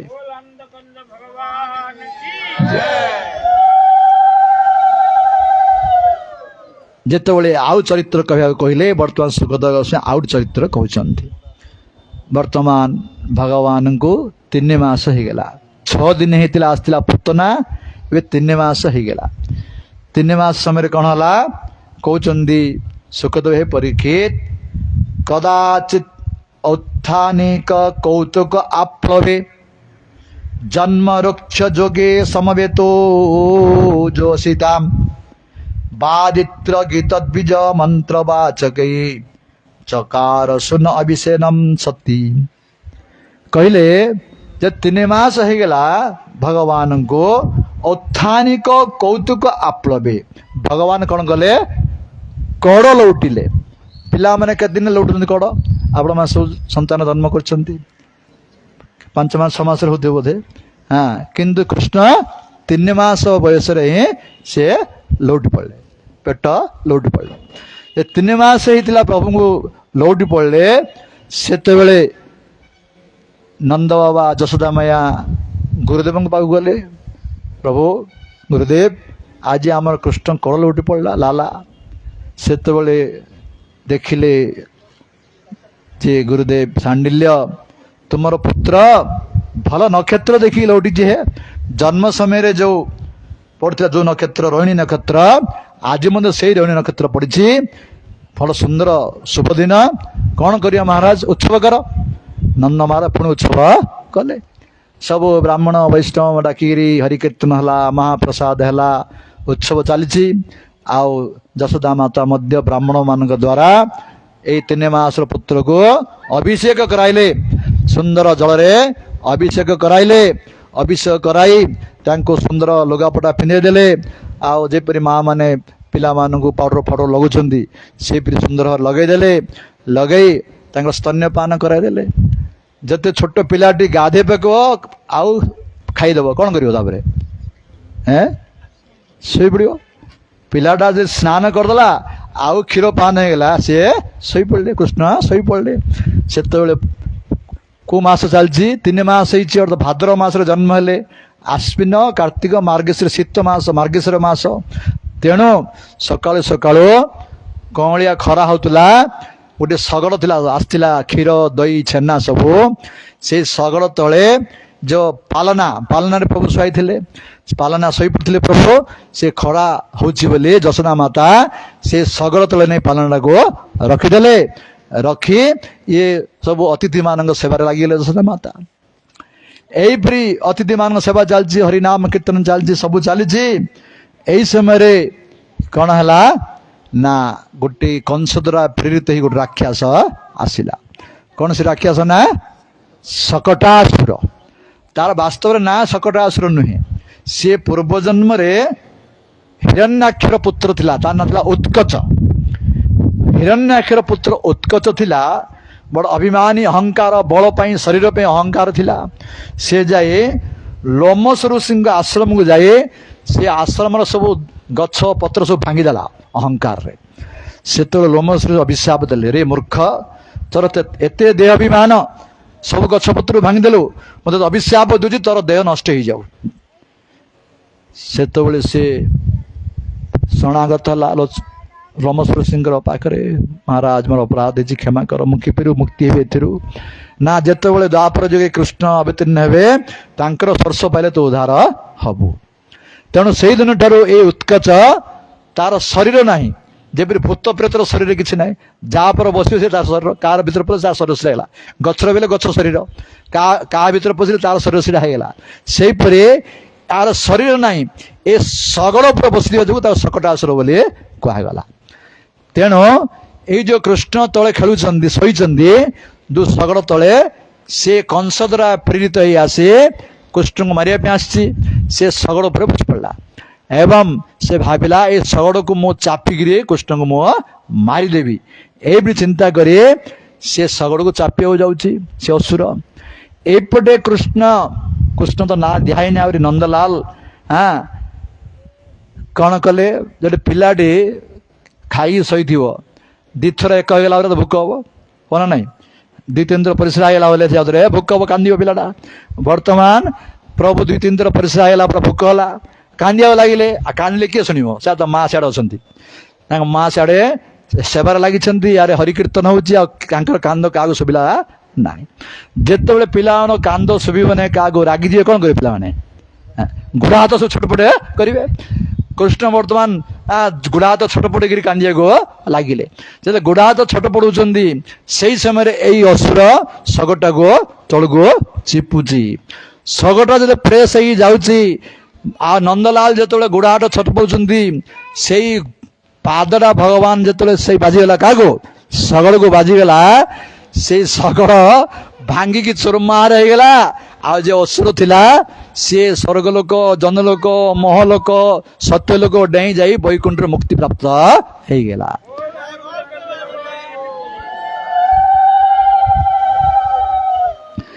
ଯେତେବେଳେ ଏଇ ଶଗଟା ଭାଙ୍ଗି ଶଗଡ଼ରେ ଯାହା ଥିବା କ୍ଷୀର ଦହି ଛେନା ପଡିଗଲା, ବିରାଟ ଶବ୍ଦ ହେଲା। ଯେ ଶବ୍ଦ ହେଲା ସମସ୍ତେ ଜାଣିଲେ, ସବୁ ଧାଇଁ ଆଇଲେ, କହୁଛନ୍ତି ଶବଦ ଶୁଣି ଗୋପୀ ଧାଇଁ ଶବଦ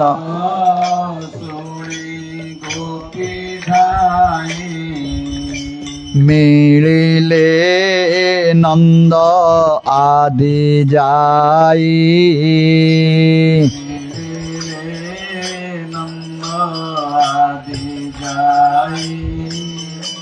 ଦେଖିଲେ ଯଶୋଦା କୁମାର,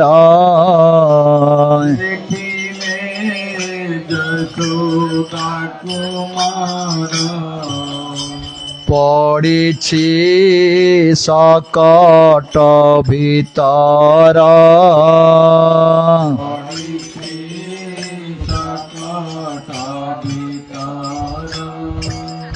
ଶକଟ ଭାଙ୍ଗିଲା କେମନ୍ତ,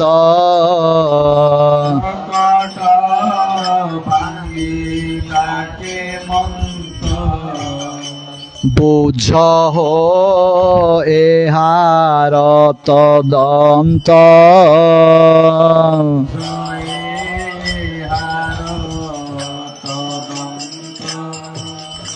ଯଶୋଦା ଦେବୀ ଭାଗ୍ୟବନ୍ତ,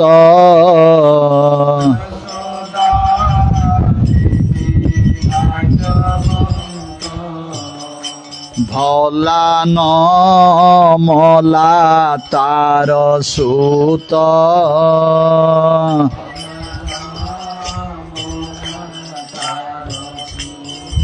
जय भक्त वत्सल भगवान की। जेतेबेले शगड़टी पड़ी शब्द हला, नंद बाबा आज गोपी माने सब धाई आइले, देखिले शगड़टी सिना भांगी, कृष्ण किछि ही नाही, ताको कोले आनिले, आ समस्ते कथा हेले ए शगड़टी किपरि भांगिला, एते बड़ सब जिनस थिला किपरि भांगिला।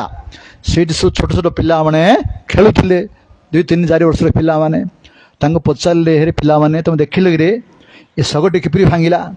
ସେତେବେଳେ ପିଲାମାନେ କହିଲେ, କ'ଣ କହିବୁ, ଆମର ନନ୍ଦଲାଲ ଏପଟେ ଗୋଟେ କିକ୍ ମାରିଲେ, ଯାହା ଫଳରେ ଶଗଟି ଭାଙ୍ଗିଗଲା। କିନ୍ତୁ କିଏ ବିଶ୍ୱାସ କରିବେ, 3 ମାସର ପିଲା ଗୋଟେ କିକ୍ ମାରିଲେ ଗୋଟେ ଶଗଟା ଭାଙ୍ଗିଗଲା। ସେମାନେ ସତ୍ୟ କଥା କହୁଛନ୍ତି, କିନ୍ତୁ କିଏ ହେଲେ ବିଶ୍ୱାସ କଲେ ନାହିଁ।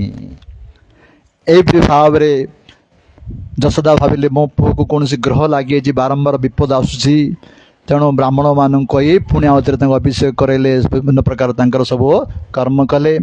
ଆଉ ନନ୍ଦ ବାବା ଗୋଟେ ସୁନ୍ଦର କଥା କହିଲେ, କ'ଣ କହିଲେ ନା, ମୋ ପୁଅ ଉପରେ ବ୍ରାହ୍ମଣ ମାନଙ୍କର ଆଶୀର୍ବାଦ ଅଛି। କିପରି ବ୍ରାହ୍ମଣ ଯୋଗ୍ୟତା କହୁଛନ୍ତି ନନ୍ଦ ବାବା, କିପରି ଯେ ଅସୂୟା, ଅନୃତ, ଦମ୍ଭ, ଈର୍ଷା, ହିଂସା, ମାନ ବିବର୍ଜିତା, ସତ୍ୟଶୀଳମ୍, ଏ ଗୁଣ ଗୁଡ଼ିକ କହୁଛନ୍ତି।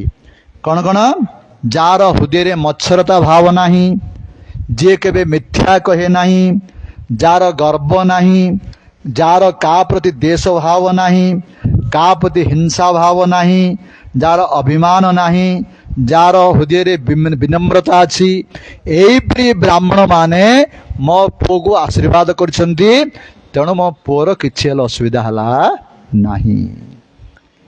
ଏଇସବୁ ଗୁଣ ବ୍ରାହ୍ମଣ ଥିବାର ଅଛି। ଏଇସବୁ ଗୁଣ ଥିଲେ ବ୍ରାହ୍ମଣ ମାନେ ଆଶୀର୍ବାଦ ଦେଲେ ସେ ଫଳ ଆମକୁ ମିଳିବ।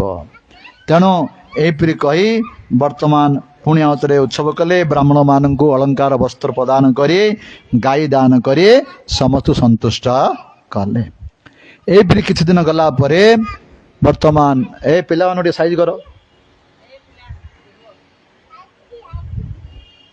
କିଛି ଦିନ ଗଲା ପରେ 1 ବର୍ଷ ହେଇଗଲା ପ୍ରଭୁଙ୍କୁ। 3 ମାସ ହେଇଥିଲା ଶକଟ ଆସୁର, ବର୍ତ୍ତମାନ ବର୍ଷେ ହେଇଗଲା ପ୍ରଭୁଙ୍କୁ।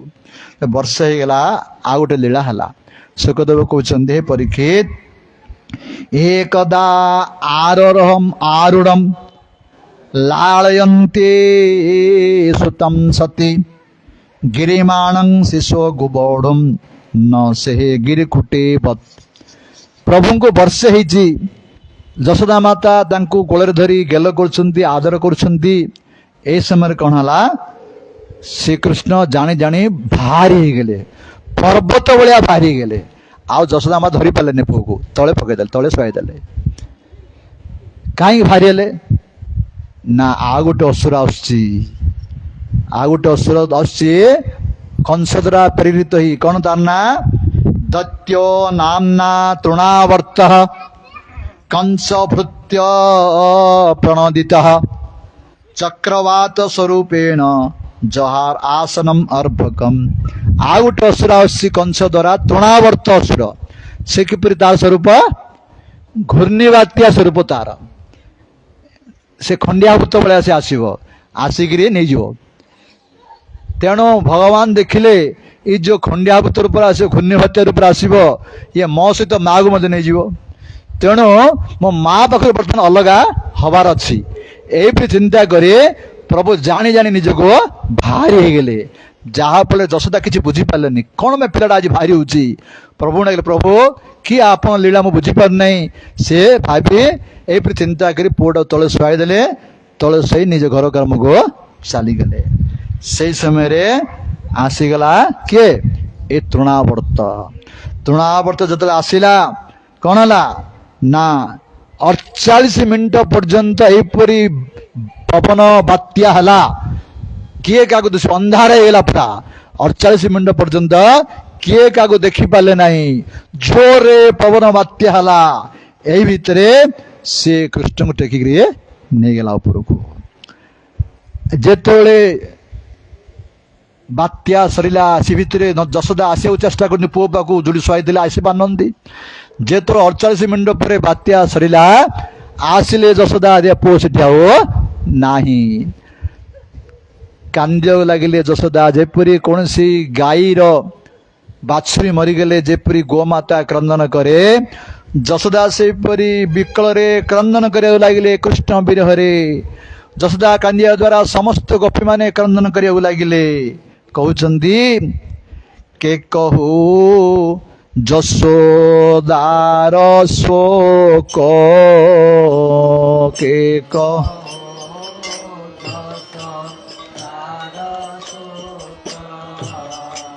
ଗୋପୀଙ୍କି ଚାହିଁନେ ନିରେଖ, ଚାହିଁନେ ନିରେଖ। ବିକଳେ ଲୋଟଇ ଧରଣୀ, ବିକଳେ ଧରଣୀ। ଗୋପୀ କାନ୍ଦନ୍ତି ତାହା ଶୁଣି,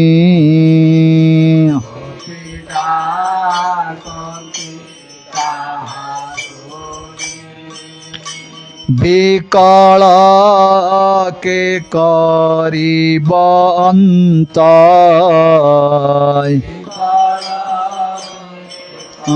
କରିବନ୍ତ। ଗୋପୀ ହଇଲେ ମୋହଗତ,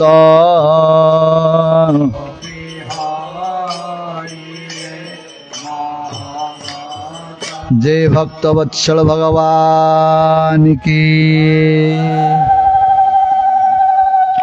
जेतेबेले कृष्ण को देखिलेनी यशोदा एई पृथ्वी पुरी गड़ागड़ी ही क्रंदन करुछंती।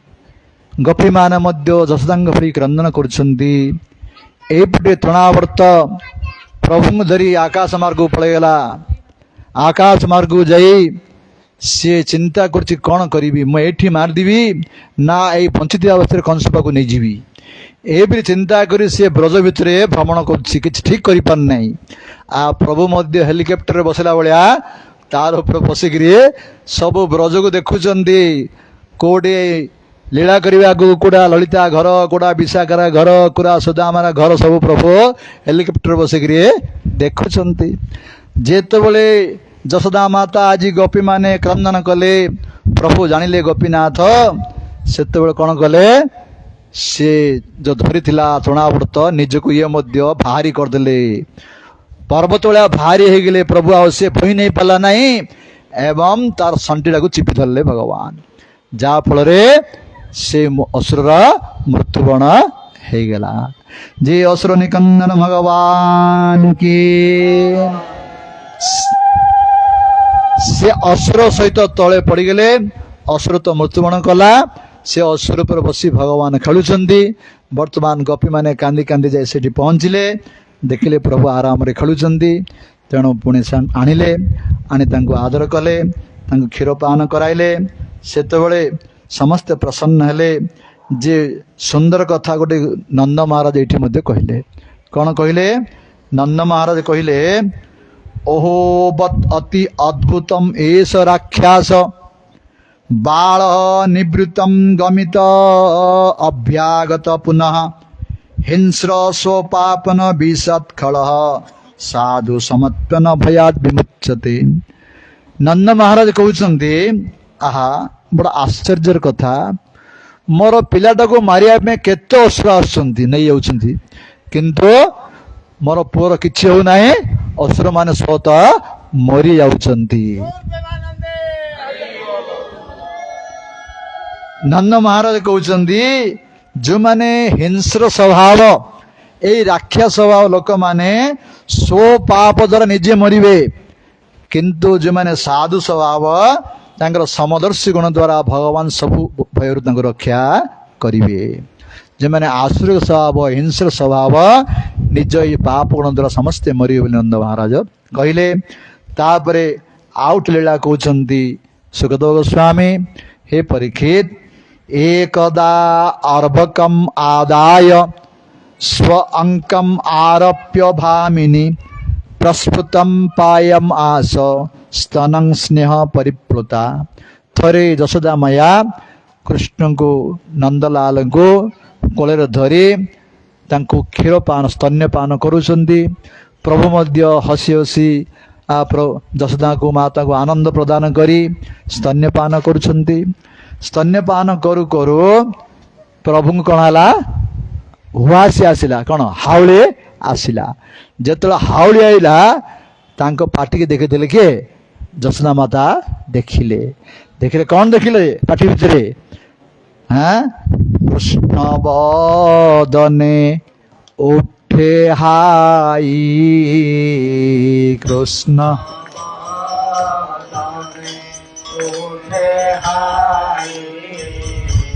जशोदा तुंडे देला चाही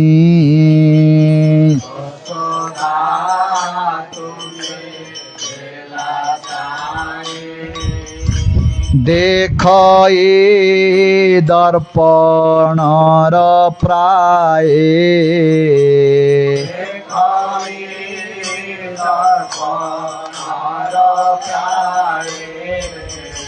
ब्रह्मांड दिसे कृष्ण देहे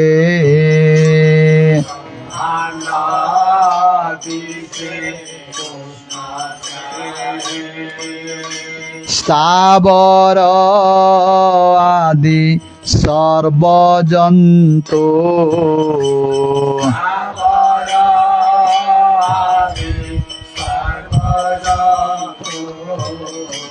विश्व संसारे जेते हेतु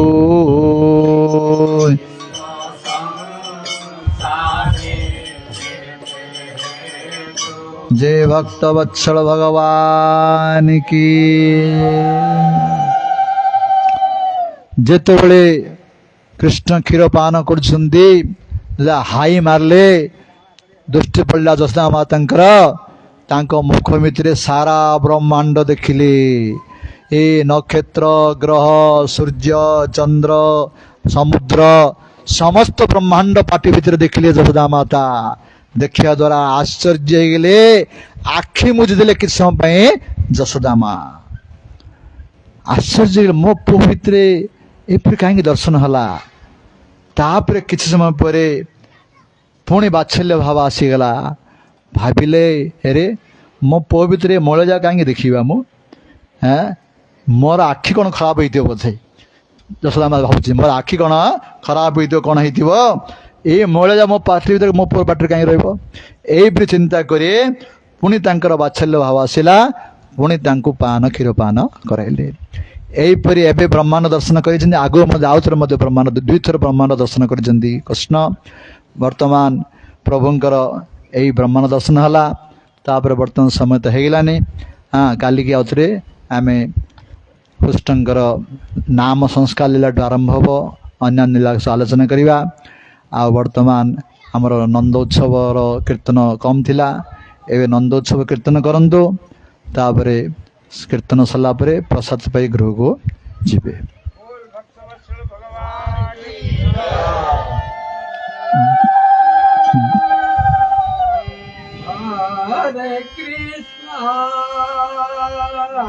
हरे कृष्णा